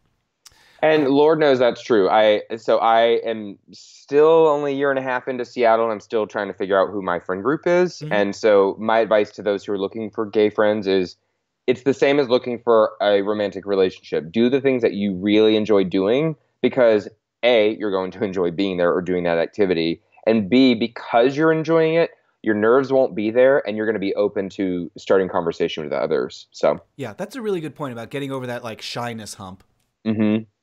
Aquamine says, the only gay events in my hometown of Tulsa are the Pride Parade and Gay Bingo. I'd attend Gay Bingo, but I don't know if it's 18 plus or not. I'm definitely under 18. I mean, that sounds great. Like, Gay Bingo is a great place to meet people and just hang out and make friends. When I was younger, I mean, obviously it was a different time, because I think I mentioned 36. So when I was 18, trying to figure out what I wanted to do before I could go to the bars, back in the day, it was chat rooms. And I mean, not chat rooms that our young listeners are probably used to today. It was like you literally went into a chat room online, AOL, and you like talked to like 20 people at the same time. Yep. But now you have the benefit of, maybe using Facebook groups to find people in your hometown, right? That are also LGBT and like 18 to 21. Or most major cities have gay centers or resource centers, and they'll have a listing of things for folks under 21 or sober folks. Yeah, that's actually a good point. Yeah, if you're lucky enough to be in a place that has an LGBT center, and in fact, when we moved to Seattle, or when we moved to San Francisco back in the early 2000s, the gay center was how I met folks, and they had like a newcomers group where you could meet other people who just moved to the neighborhood, and it was really nice. And I think it's easy to feel like, oh, I'm going to go to that meeting and I'm going to leave with like a phone number of a new friend. I would say don't do that. I would say just go in and enjoy the experience of being around other new people. But because then there's no pressure on, oh, it's a letdown because I didn't leave with a good connection. Yeah. You'd rather set the expectation of, I just want to meet people. Yeah. And that you will do. Yes. Your goal is just have a good time. Yeah. Rezel Fallen says, what is cruisy? How would you find cruisy? I love these questions. I would say cruisy to me means being checked out or checking someone else out. So, visually looking at someone with the intent of, is that person cute or not? Doing the eye thing of like, I'm looking but I'm not looking, but I am looking. And maybe, depending on levels of cruisiness, maybe there's like, oh, let's just like leave together, or let's go into the bathroom together, or whatever. Like, it doesn't have to be that sleazy, but that's that's true. I think that word has evolved over time. I think back in the day, older gay culture, cruising meant literally what you just said, which was I'm going to go to a bookstore and pick up this guy, and we're going to go to the bathroom. Mm-hmm. Whereas I think when you say it nowadays, I could be wrong. It's a much lesser definition. It literally means checking out someone. Yeah, it's more flirting. Yeah. Let's see. Rezel says, let's see. I can wait a year more. I don't know what cruising is. I can wait a year. Our chat room's different now. So it's not animal tested. I think so. I think they're more like based around like interest and affinity than they used to be back in the day. I would agree. Dave Rendon says, remember Ken's Cafe in Boston? I don't remember Ken's Cafe. Wait, where was Ken's Cafe? Remind me about Ken's Cafe. Was that in Cambridge? It just ever so slightly rings a bell. Oprazine says, when I was young, I would meet other gay guys by turning the crank on the telephone and asking the operator to connect me to another Uranian. Okay. That was the slang. Uranians way. Yeah, slang for other gays. I can't remember what the reason for that was. Huh. David Jones, yes, it was in the Cambridge line. I'm in my early 30s. I don't know if I can handle joining another site app to keep up with, says Charles. There's also always just real life as a place to meet people. Charles, I feel you. Oh my God, with these apps right now, us 30-year-olds, we gotta stick together because we're on the cusp of we knew what it was like when it was simpler, and now we're still in the midst of we got to keep up with what's going on. The only other advice I would give is a lot of cities are introducing LGBTQ sports. Mm-hmm. So there's sporting teams like kickball or dodgeball or volleyball, etc. And even if you're not sporty, because Lord knows I am not that great. Regardless of what you saw on TV, you could still join these groups because then you're in a team environment and you'll be seeing the same people every week. Mm-hmm. So then there's like a built-in social construct to work from. Yep. Yeah, and we're lousy with sports teams in Seattle. There's dodgeball and kickball. I think there's like 2 rival dodgeball things going on at the moment. Yeah, or maybe it's kickball. I can't remember. It was kickball. Yes, okay. I was a part of that. Okay. That. But there's also gay softball, which is like the only big thing in Seattle. And rugby too. There's also there's rugby. Yes, rugby is here. Yeah, Seattle Quake rugby. Okay, everyone, I have to end this conversation and go find out when the next game is. The rugby guys are great and also have marvelous thighs. I highly recommend. So I photographed a lot of the rugby, the parties that they do. They do a lot of fundraisers here. Okay, I'm going to the next one, period. Okay. Good. I'm glad I could recommend that.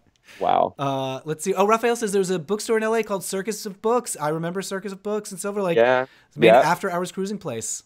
Well, and they have it in West Hollywood, too. There is one on the Strip. Right. Yeah, yeah. It's not the best place anymore, I don't think. Wasn't there a bookstore near Trunks that burned down or something? Oh. Did you hear about that? No, I don't remember that. There was a gay bookstore. So it's where WeHo Party or something. It's where you get cheap tank tops, and it's between Mickey's and Trunks. And that used to be a bookstore, and apparently no one bought anything. And it also had fire damage from Mickey's when Mickey's burned. Oh, I forgot about that. Yeah, gosh. And that was right before I moved there. That's why I heard that history. Yes. I remember like when I lived in West Hollywood, there was just sort of an unspoken thing of like, gosh, there sure were a lot of mysterious fires in a couple particular locations. Glad those are done. Let's see. Oh, Rezel says Scott is very sweet. He wants to be your friend. He wants to move to Seattle and be your friend. Oh, thank you. Dr. History says, any gay cafes in Tucson? I am not familiar with Tucson. That's a tough one. I've traveled there once and I did not see anything. But Phoenix, which I know is a drive, so that's not helpful. Right. Phoenix has a lot of stuff. Raphael says, I love rugby. How fun. Hearts in the eyes. And Dave Rendon says, try the Casbah Tea House in Tucson. Oh, there you go. Okay. Let's see. And Charles D says, if I had a bookstore, I would name it By the Book. I'll have the name of Ellen's bookstore in the Ellen series. Yes. That is super cute. That's funny. That's great. I'm so glad that so you watched her new thing on Netflix. I did. So Ellen, and forgive me, I'm going to sound very LA for 2 seconds. I've heard stories about people who've worked with her, and she's, very direct about what she needs or wants or, what have you. I know that so her studio is right next to an exit from the lot, and the lot means all the studios where things are filmed. And so when she's off of work, they stopped traffic in Los Angeles around this exit so she can leave and get home quicker. And when I found that out, I was like, she is not the president. Like, everyone calm down. Yeah, the Ellen DeGeneres motorcade. It's no, seriously. And they'll like stop it. It's okay. So it's a whole thing. So when I've heard all of these stories, I just don't prefer celebrities to have that type of attitude or way of life. And forgive me, these are the stories I've heard, so who knows how true they are. However, I just had that picture of her that she's too hoity-toity for where she came from. Mm-hmm. I'll just leave it at that. So then I was like, well, I'll watch this anyway. Let's see if she still has, her stand-up, the way she does stand-up, which is comedy based on the mundane of everyday life. Right. And it's never vulgar, which is very hard to do.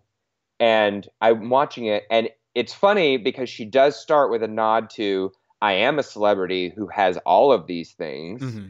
And that's actually the opening shtick. Relatable is what I think the hour is called. Okay. And once so I'm kind of rolling my eyes at that bit of jokes, but once she gets past that, she really is back to her roots of everyday mundane hilarium. And I was laughing out loud, which I usually don't do when I watch comedy specials. So it's very well done, and I'm proud. Okay, well, good for her. I'm, like, as lesbian power couples go, her and Portia are, actually, like, they seem nice and funny, and I like the work that they do. Mm-hmm. So, yeah, oh boy, that, like, story about, like, stopping traffic on the lot, that is a lot. And the traffic outside the lot, just to make sure that was clear. Like, actual streets in Los Angeles. Okay. Yeah. And I heard that from two different sources. One of them was our tour guide. So I don't think a tour guide would be telling us lie. Oh, no. No tour guide has ever misled any group of people. I mean, I can believe it because there's like this worshipfulness of celebrity. I mean, it's part of the culture of LA is the most important thing you could be is famous. That's true. That's what everyone's striving for. Followed by hot. Do you think it's in that order? Well, I mean, one gets you the other, I guess. That's true. That's true. Now we're getting more requests for. Does anyone know of good gay cafes in Indianapolis? I don't think I've ever been to Indianapolis. And Disaster Nation says, I live in a small town with a population less than 1,000. Being a bisexual teen is hard around here due to a small amount of gays and conservative surroundings. Any tips? That is tricky. I mean, that is where the internet does come in handy. Mm-hmm. And I mean, I almost suggested like go on LiveJournal. That's not a recommendation anymore. LiveJournal. Oh, that's so true. Good advice for 20 years ago. Oh, good Lord. But yeah. Yeah, I mean, what you were saying earlier, Scott, about like do the stuff that you like look for communities based online, based on the stuff that you like. Take up some hobbies. Yeah, because the online communities, even though they're not physical, I think in a situation such as yourself where you're with a very small population, mm-hmm. it allows you to explore your identity and explore your interests. So then when you do become of age to make a choice of moving, if you so choose, then you can move to a city where there's people that you already know, or there's activities that are highlighted, like fetish nights in Seattle. Who knows?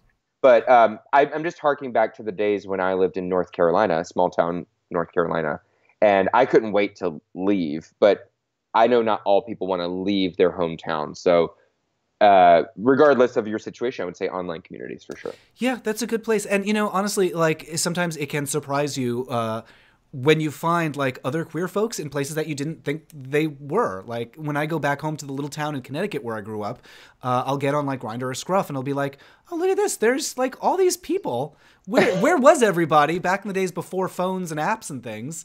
Right. We had no idea that we were all around, but we are. And have you noticed in different cities, the culture of Grindr and or Scruff is different? Ooh. Even like what you show on as your face picture, if anything, and then how you start a conversation. Yeah, a lot more abs in Los Angeles. Yep. And I will say like Scruff a lot more active in the Pacific Northwest. Yes. Yep.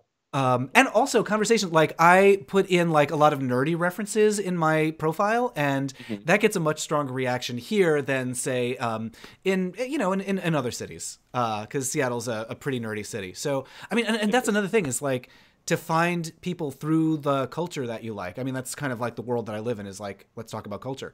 But, you know, go to like movie screenings or volunteer with film festivals or, you know, start a podcast with people. You know, those but also remember, my mom told me this advice, and I was like, oh, I should have heeded that a long time ago. I'm guilty. Even if you meet someone who is, let's say, gay, and you're like, we didn't really have that much in common, or he's not hot, or whatever you're approaching this person as, that person can still be an avenue to meet other gay people. So don't discount, you know, someone initially, especially if you're trying to build out your gay community. It's, you know, when you meet somebody, like I had this experience actually, because I was meeting some new people at this holiday party that I was at a few days ago. There's just sometimes you make a connection with somebody and suddenly you're just like instantly off to the races and talking and having a great time. In this case, it was because we were talking about the Dark Crystal, and I was like, hooray, finally some other weirdo that I could talk to about the Dark Crystal.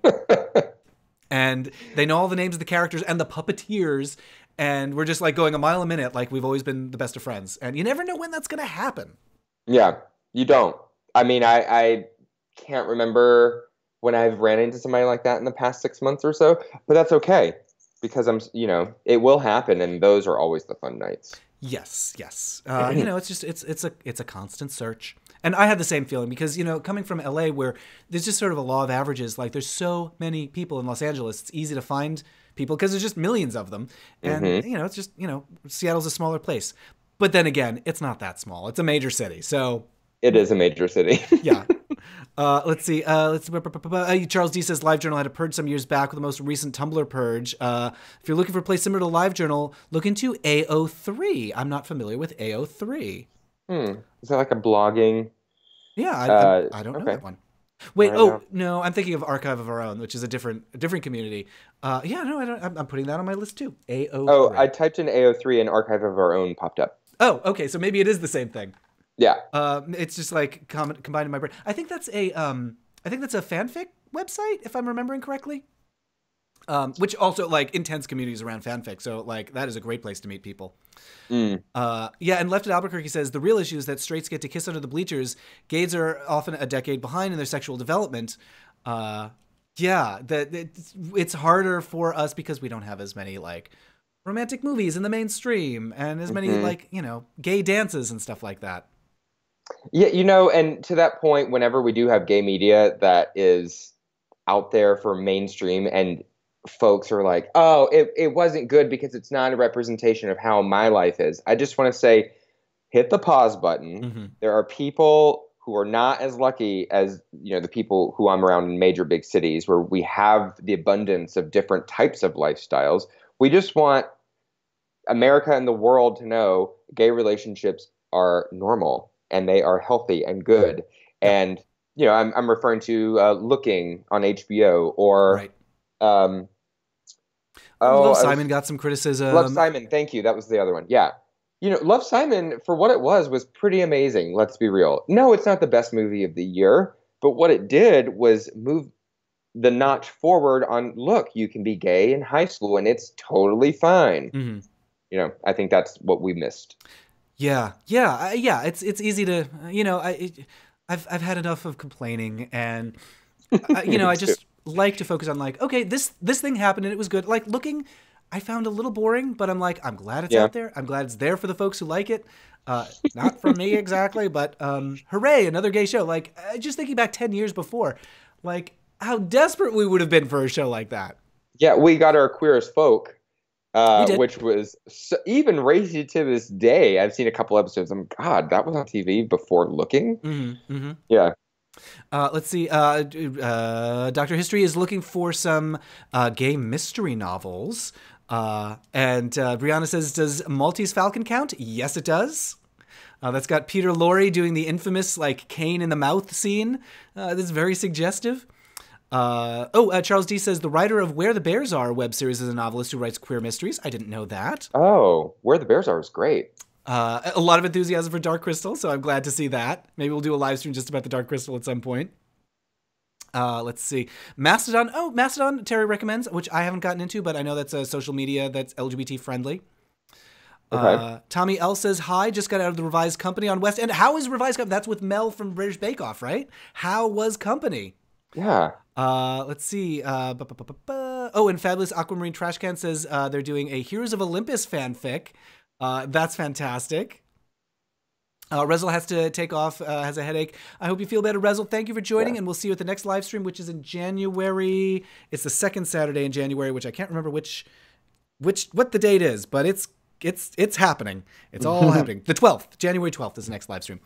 Oprazine recommends the novel of Maltese Falcon. A good deal more explicitly gay than the movie. Lifted Albuquerque says British Queers Folk is far superior to the Canadian American one. That's what everyone says. Thank you, says Rezel. I would have never guessed that Scott was such a sweet fella. Aw. Oh, thank you. Eve says rom-coms in general can be boring, so that's why Love, Simon was great. Author consulted with a lot of queer youth, too. Yeah. And Butterfree Gamer says, I need more gay nerds in my town. Oh, yeah, Butterfree Gamer, you are, I think, in Kentucky, I believe. And so not a lot of, like, queer nerd activities. But, you know, again, that's where the internet comes in. A lot of, like, queer, like, streamers. I recommend, like, Twitch streams. Great place to, like, just hang out and meet people and make friends there. Oh, and Degrassi. Dave Rendon recommends Degrassi for breaking ground with gay youth characters. Oh, yeah, that's true. And Raphael says Scott is sweet and beyond adorable. Oh, thanks, y'all. You got a little fan club here. And so I don't want to keep you too long because I know you've got, like, a birthday that you have to get to. That's okay. But so let me know if you do need to take off. A movie that needs to be re-examined, Making Love. Have you ever seen that one, Making Love? No. It's quite a title, right? Yeah. So it's not as salacious as it sounds. It's from the mid-'80s. I want to say like 83, 84, I think. Okay, 82. I'm looking it up. Oh, okay, go ahead. Yep. Uh-huh. And it's just sort of like it's just a like gay romance, and like the kind of thing that we would look at today and be like, oh yeah, it's just, you know, it's just another gay movie. But at the time, of course, it was a major like studio that produced it, and so it was very controversial that this existed. Oh yeah, with Michael. Am I making this up that Michael Douglas is in it? I think I'm making that up. It's Michael Ontkeen. Okay, yes, different Michael. Yes. I'm cheating. Tommy L says, I was in the front row and met Patti LuPone. What? That's amazing. That is amazing. So clearly it was good. Yeah. Oh my goodness. Also, speaking of Patti LuPone, we have to talk about the new Steven Universe at some point, but no spoilers. Oh my goodness. Dave says, I'm pro Scott. Everyone's a fan. Oh my God. I remember hearing that the book version of Wicked was a little more gay than the musical, says Aquamarine. I don't know. I haven't read the book. It's true. Yeah, it's true. I haven't read it yet, but my friend said so. It's also not a good read, unfortunately. Oh no. I don't know. I could be corrected. I'm not a huge fan of the musical, honestly. Like it's got some great parts, but I think it kind of like meanders in the second act in a way that I'm like, okay, I'm ready for this to wrap up. Oh my God, that is my favorite musical. I'm sorry. It's fine. We can still be friends. It's fine. I just I don't know. I feel like it gets bogged down. The thing that does it, the thing that like drives me nuts, is the line like a seed dropped by a skybird. Yeah, what is a skybird? You shouldn't even be listening at that point in the song. You should be crying. Okay. I'm looking at you through the interwebs, just so you know. Fine. I think like whatever it is that's supposed to like emotionally hit at that point isn't working for me because I hear that line and it makes me feel like the whole thing has been funny, and I know that's not the intended impact. So I'm like, something hasn't connected for me. You're so funny because they just did a Wicked celebration on NBC. You know how they do those things. Yeah. It's 20 years old, believe it or not. I know. We saw it in previews in San Francisco. Oh my, lucky you. I know. With Kristen Chenoweth. Oh, lucky you. And this 20-year celebration, they had all these various Elphabas and Glindas, which are the two lead roles, come out and sing that song for good. And so I'm like, the whole song, I'm crying on my couch, and now I'm just going to watch it back and be like, Matt would be laughing right now. Matt has no heart. I love all those performers. It's so good. I love there's so many moments in that like Popular is such a like beautiful song, and I love it so much. Mm-hmm. But for some reason, and I love For Good. I think it's a fun. Not fun is the wrong word, but I do think it's heartfelt, and I get it, and it's sweet. but also like I don't know. It just doesn't. It like the tears don't come for me on that one. That's all right. That's okay. Charles D says, I'm curious as to where Scott lived in North Carolina. I lived there 97 to 99. I was in Eastern North Carolina, Greenville. Oh, yes. I lived in Charlotte, or in the outskirts of Charlotte, growing up. Oh, pardon me. And Oprazine says there's a scene in Making Love where Michael Ontkean's wife visits his boyfriend, Harry Hamlin, and it's a studio apartment. There's an open can of Crisco on the bedside table. Oh, my God. Yes. Okay, great. Steven says, you're right, Scott. The books were poorly written. Okay. Womp womp. Yeah, that's sad. Okay, so Eve says, Skybird as opposed to penguins, ostriches, and chickens and turkeys. Okay. Maybe that's why I find it funny, is it's making me just think about ostriches. Well, okay. So I've actually never given that lyric any thought beyond I need to cry at this moment. Mm-hmm. So when we're talking about from a skybird, like, let's dissect this. Okay, if we must. What should it be? Because are we saying it should be like penguin or what have you, ostrich? I will grant you that the line like a seed dropped by a penguin doesn't quite have the same musical quality. But I don't know. I think there's just like one extra beat in that line. Okay. Like a seed dropped by a sky. Like I don't know how you could catch it. Like if you just like a seed dropped by a bird. What is the line? Is the seed dropped by a skybird as it passes overhead? In a distant wood. In a distant wood. The idea is like, yeah, I've left a mark with you. So you're right. There's an extra beat. You can't say like a seed dropped by a bird in a distant wood. Right. Like a seed dropped by a bird, it doesn't really work. Like a seed, I don't know, like a seed planted by an ostrich. I'm living for this moment. Right sorry. No. I love it. Yeah. I'm sorry. I'm holding it to an unfair standard. That's okay. Aquamarine says, Lizzie the musical, heavy rock musical about Lizzie Borden. Musical itself is pretty much about lesbians and axe murder. Okay, that sounds great. Putting that on my list. Lizzie the musical. Okay, always need more musicals in my life. Emily says, did either of you see the manga Horu... Oops, it just scrolled away and I missed the name. Horu Musoko. I'm not familiar with that one. What is that? I'm putting that on my list too. Hour... boy. Horu Musoko. Wicked was a musical that got me into musical theater, says Colin. I'm not saying it's bad. I'm not saying you shouldn't like it. Colin, tell him. It just doesn't hit for me. Oprazine wants to see Kristen Chenoweth and Nadine Menzel do Follies. That would be fun. Yes. That would be great. Hungry on Maine asks a good question. Why do gays like the movie Heathers so much? I don't. Okay. I'm not a huge fan myself. Yeah. You know what? I think it's maybe girl power. Yeah, I think that's what it comes down to. Yeah. Because then you can think of Charmed and Legally Blonde and Bring It On and okay, maybe I'm mixing some of them, but they all fit. Like I'd put them on the same shelf in a DVD collection, which also dates me. Yeah, I always like to talk about that one.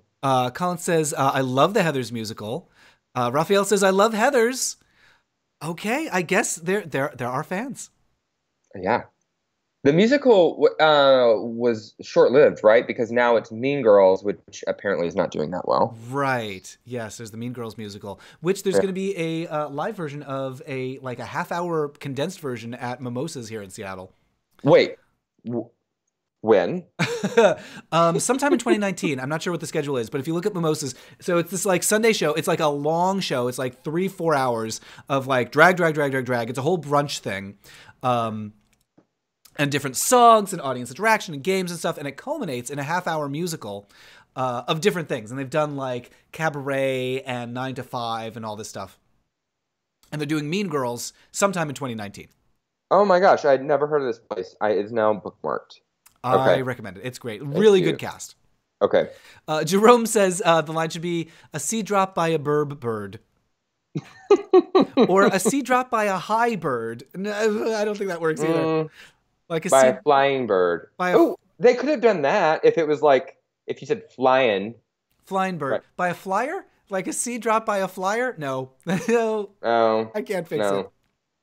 Look at us. I don't think it needs help. It's been alive for 20 plus years. That's true. It doesn't need my notes. Wicked doesn't need to take notes from me. Steven says, I haven't seen the new Heather series. Is it any good? Richard says, I don't like Heather's too dark. I take it too seriously. Let's see. But we need a remake. Oh, Hal says we need a remake of All About Eve without the lesbianism expunged. Oh, a lesbian All About Eve would be great. I'd be into that. And Hungry on Main says, heard good things about Mean Girls, but I don't do live musicals. Never even heard if any musicals outside of any musicals outside of Hamilton till I went to a gay youth group. You never heard of any musicals outside of Hamilton? Oh, I don't mean to laugh, but I love that your first one was Hamilton. I'm like, okay, so American marketing got to you.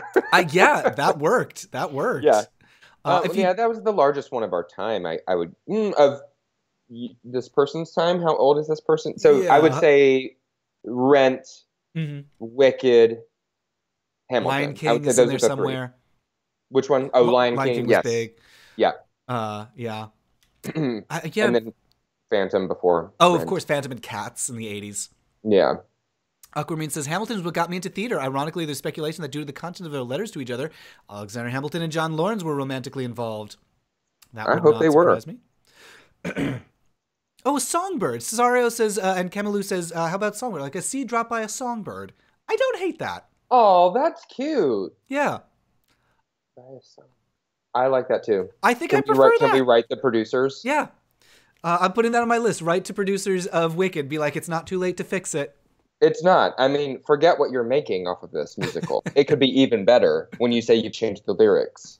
Perfect. All new lyrics. All new lyrics.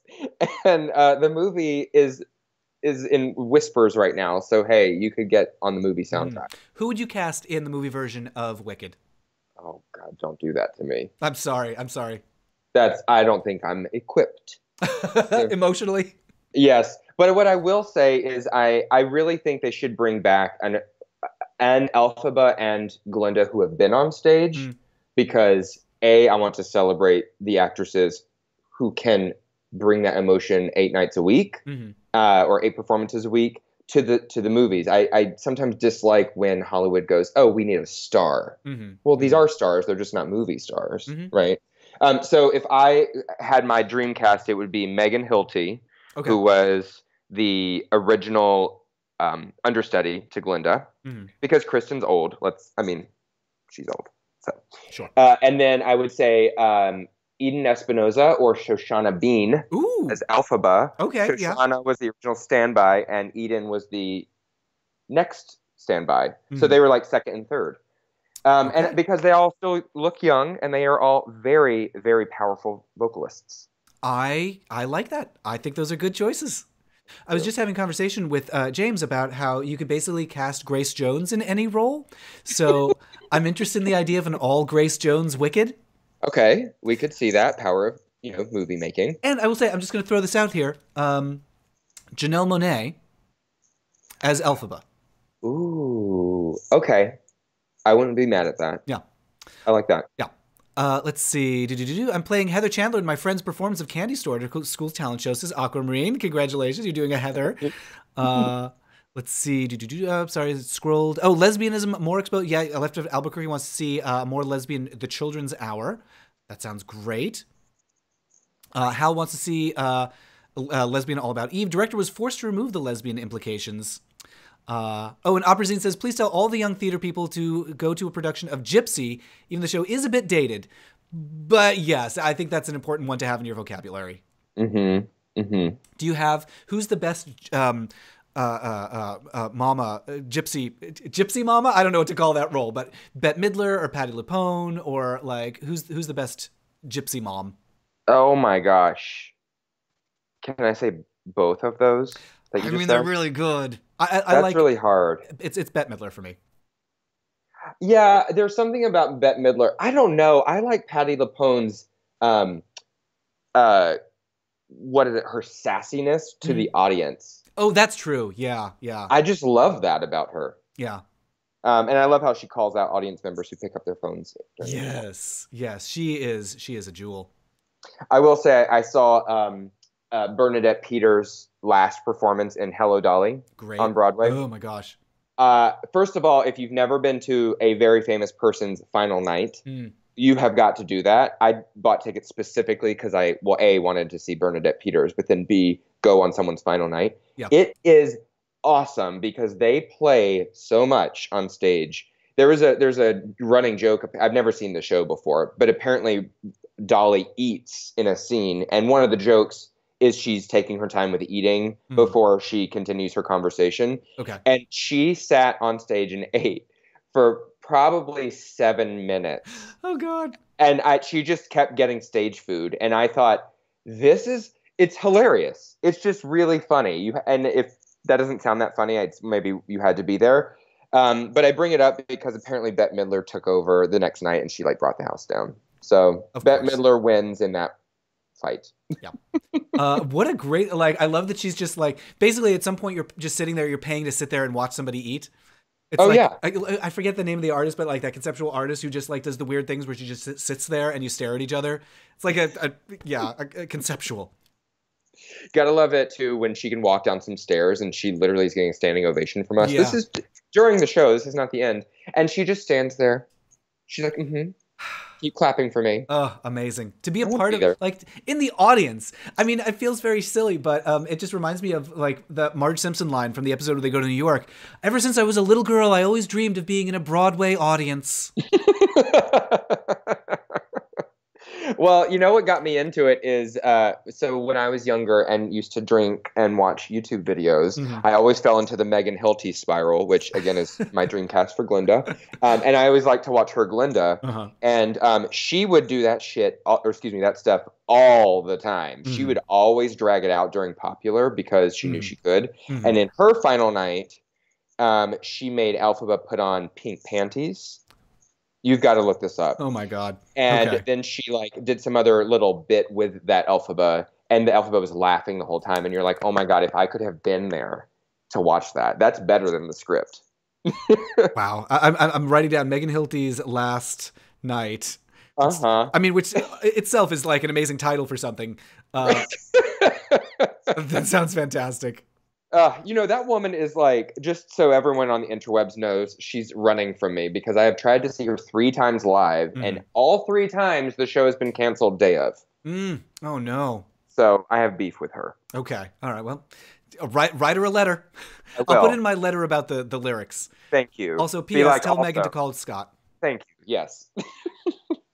Jerome says, I dislike the fake singing they do in Hollywood nowadays. I agree. Live singing forever. Let's see. Oh, interesting. Hungry and Main says, I found out the screenwriter for Heathers and director of Mean Girls are brothers in real life. Fascinating. Interesting. Dave wants, I think this would be an adaptation of Guys and Dolls, but guys and gays. Okay, I'm up for that. 40s gangsters, but they're all queer. I'm into that. Yeah. Cena recommends a great lesbian movie from the 90s, Go Fish. I've heard of that one. That's a good one. Brianna recommends Spring Awakening as a musical. That is great. I'm waiting for... Oh, interesting. Jerome says, I want Janelle Monae as the Joker. Oh, that's a great idea. That'd be a sexy Joker. Yeah, I want a sexy Joker. I mean, we had one. Just kidding. Cesar Romero? Who's... No, I mean, what was his name? Who passed away after filming? Heath Ledger. Sexy. Was hot. Yeah. But not as Joker. I wouldn't say that he was doing a sexified Joker, but just, off camera. What if some theater company somewhere produced a series of musicals based on the Percy Jackson Heroes of Olympus series of books, says Aquamarine? That would be fun. That would be fun. That. I was we watched Nightmare Before Christmas a few days ago, and I was like, I wonder if this would work on stage. It totally would. Combination of people and puppets. Yeah, it totally would. Oprazine says, I remember seeing the eating scene with Bette, and the plot is that the character has not been to a good restaurant in years because she's broke. Oh, okay. Thank you for filling in that hole for me. So how long is she on stage? Normally, I'd like to know that answer. Is it normally 30 seconds doing that? Left of Albuquerque says, I thought the stage version of Xanadu was hilarious. Yes, fantastic. With Cheyenne Jackson. They changed a lot, from the movie to stage, and stage version of Xanadu actually is just a good story. Yeah. Oh, everyone says it. So I went to a local production here in Seattle last Christmas. Hmm. These people did not know how to skate, A. Oh no. No, literally didn't. Okay, well you need that. And right. And B, they also, half of them could not sing. Well, okay, so two things that you want your cast to be able to do. So I'll just leave it at that. So my vision of Xanadu on stage has been tainted. However, Okay. I do understand it is better than the movie. Okay. Yikes. Ooh, ouch. Let's see. Oprazine says, "Oh, so the first eating got laughs, and then we all started crying because she was so happy." Okay, so there was like Oh, she got laughs, and then she just like kind of started milking that as like part of the role. okay. Ruth Gordon ate an entire meal on stage as the original Dolly and the non-musical Matchmaker. Oh. Wait, Ruth Gordon like Maud from Harold and Maude? And I didn't know there was a non-musical Dolly. Yeah. That's an Let's see. Let's see. Aquamarine says, speaking of gay musicals, I'm hesitant to see Bear, a pop opera. What are your thoughts? I'm not familiar with that. Tell me more about Bear, a pop opera. A pop opera. I'm writing it down. Let's see. She played Rose. Oh gosh. It was an amazing but very scary performance. She played Rose as having undiagnosed bipolar disorder. oh Whoa, that's a little different. yeah. Oh, and Spagoogie Man recommends Fun Home, of course. Yes, Oh go see yeah. Fun Home. Which it's so interesting to me that the source material is a graphic novel. Yeah, isn't that great? Yeah, I was like, I would never think some Broadway producer is reading graphic novels. Somehow, like, yeah, I wonder what the process was for getting that from like the pages of like I think those were appearing in like gay newspapers and stuff. I remember seeing like Alison Bechtel stuff like in the Bay Area Reporter, Hmm. and then there it is on stage. Okay. Didn't she? Did she write something else? Was there a second musical that she came out with? Oh, I don't know. Maybe. Okay, I'm died. Okay. People in the chat tell us. Tilda Swinton, Stephen says Tilda Swinton was in a MoMA exhibition where she lay around while people watched her. She just Tilda Swinton laying around. I would go to that. I will have you all know that there is a hotel in Los Angeles called the Standard. There are two of them. The one on Sunset Boulevard has a live actor who sits in a box behind the check-in counter. Matt, have you seen this I have before? not seen this. What? Okay, so it's a very, very swank hotel where mid-century modern does not give it Oh justice yeah, I as a photographed at the description. Standard. Okay, so if you go to check in, there is a glass box about the size of, a human aquarium, Uh huh. and they have someone in there doing whatever they want. Meaning, if that person wants to read a book, they are reading a book. If they want to, be sleeping, they're sleeping. And so, but I had a bucket list in LA of things I wanted to do before I left. And one of them was to be the actor in that one day. I was like, I just want to do it one day, Uh just huh. one day, and see what it's like to be in a fishbowl. Because you're not supposed to acknowledge anybody. Right. And I got in touch with the guy who actually casts, I don't know the right word, casts that person. Sure. Of course, I had to have a headshot and a litany of modeling credits to my Mm, name, to which I didn't, so I mm. was not hired. But it also does not pay very well, just so you know. It's FYI. Oh my So, gosh. yeah, so they pay someone to sit there and have people watch them. There's a do you know oh no, what's his name? He wrote Fraud. David Rakoff. Oh, yeah. So David Rakoff has an essay about basically doing that in a Macy's window. One year, Macy's, like their holiday display in all the windows, was they had actors playing different historical figures, and he Oh, was hired to play Sigmund Freud.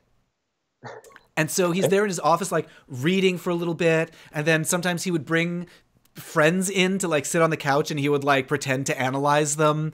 Uh, That's awesome. And the thing that was really intense about it for him was that his parents are both therapists. So he was in this very weird role of like the father of their profession, but they're his parents. It just like put him in a very weird mental space. Oh, my gosh. Yeah, yeah.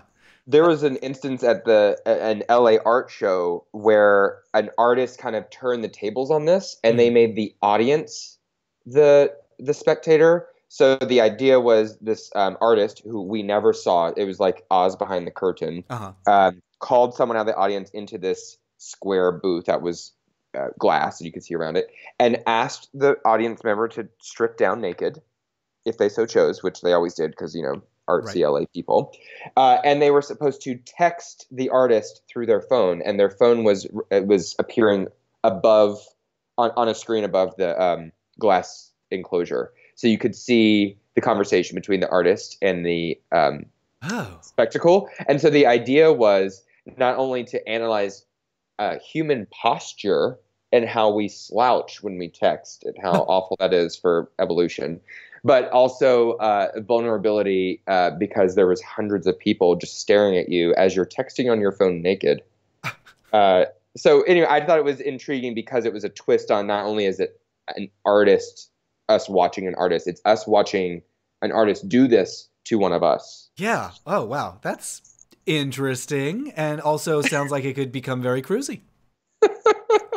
Bringing it all back around. Wow. Yeah. Upperzine says, Hello Dolly is based on a play called The Matchmaker, which was made into a movie with Shirley Booth, Anthony Perkins, and Shirley MacLaine. Oh. What? Wow. Okay, that's going on my list too. Yeah. The Matchmaker. I love it. Let's see. Last Midnight is probably one of my favorite Broadway musical songs. I prefer Meryl Streep's performance over the original actresses. Oh, Last Midnight. Yes, from Into the Woods. Mm-hmm. Hungry on Main says, I said I don't do live musicals, but I would go in 1 second if they did a musical adaptation of Space Channel 5. I don't know what that is. Let's see. And Ruth Gordon played Dolly in the original stage play of them. Oh, okay. Raphael says, will you go to see the movie Cats next year? Oh, is the movie happening? That's what I hear. Yeah. Well, Cats is coming to Seattle, and don't judge me. I haven't seen it in full before, so I'm going live. It is one of my early experiences with pot was getting stoned and watching Cats and live tweeting it. That sounds fun. It was fine. It was a fine experience. It is such a weird, dumb premise for a show. It feels to me like a musical that was made for people who don't speak English but just want to see something American. Okay, interesting. Which is like, that's my theory about like why it ran for a million years on Broadway. Is like it was for like out of like foreign tourists to come see something American. That's my guess, because like the lyrics are terrible. The songs don't make sense. There is no story, of course.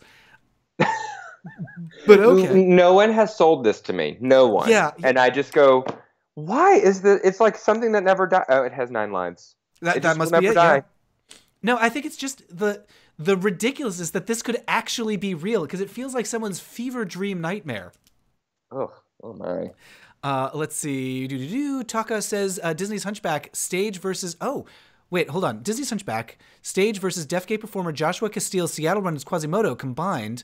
Sign language with EJ Cardona providing the sung translation of the performance is powerful. That's amazing. I haven't heard about that. So there was a deaf actor playing Quasimodo in the Seattle Hunchback of Notre Dame production. Okay. And apparently I think he starred in Deaf West's Spring Awakening as well in Los Angeles. So yeah, he's a very famous actor. Like making waves. Okay, that sounds great. Oh, and Charles D says there is a Cats movie. Ian McKellen is playing Gus the Theater Cat. I cannot wait.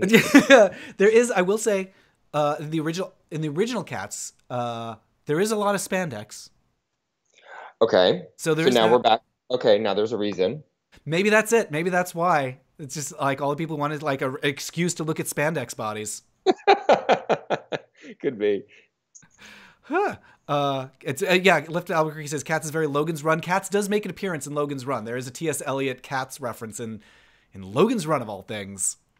Good grief. Okay. Well, so we have been streaming for, we're coming up on 2 hours. And so we're going to bid everyone thank you and farewell in just a bit. But Scott, if people want to follow along with you and your adventures, where can they find you? Yes, so super easy everywhere. Scott Flanary, SCOTTFLANARY. I will be expecting live tweeting of Cats when you go to see it. Okay. And your gay book club and all that stuff. Awesome. And before I go, I'm going to plug one more title for everyone, because I know we had some young listeners today. And there's a new young adult gay fiction out there that I'm trying to just push because I think it's perfect for everyone who needs that. And it's called What If It's Us? What If It's Us? It is a legit two guys meet cute. They are high school, college age, and it's just a normal young adult romance. That So, is really sweet. Okay. yes. Fantastic. Uh, and one last horrible joke from the chat. Dave Rendon says, Kat has that really haunting song. Of course, I don't know the name. Just trying to remember the name of that song. The only song that I actually know from it. Great. Well, we're going to be streaming again. I hope everybody join us on January 12th. I'm not sure who the guest is going to be for that one yet, but January 12th at 2 p.m. So join us for that. Thanks, of course, to everyone who supports the live streams on Patreon and also supports the Sewers of Paris and Weekly Debrief and Culture Cruise and coming soon, the new podcast, Cozy Pants. So head over to patreon.com/Matt Baum or click the link in the description to join the folks who make all this possible. So thank you. And I think that's pretty much it from me. So happy New Year to everyone, and to all a good New Year. Bye. Bye.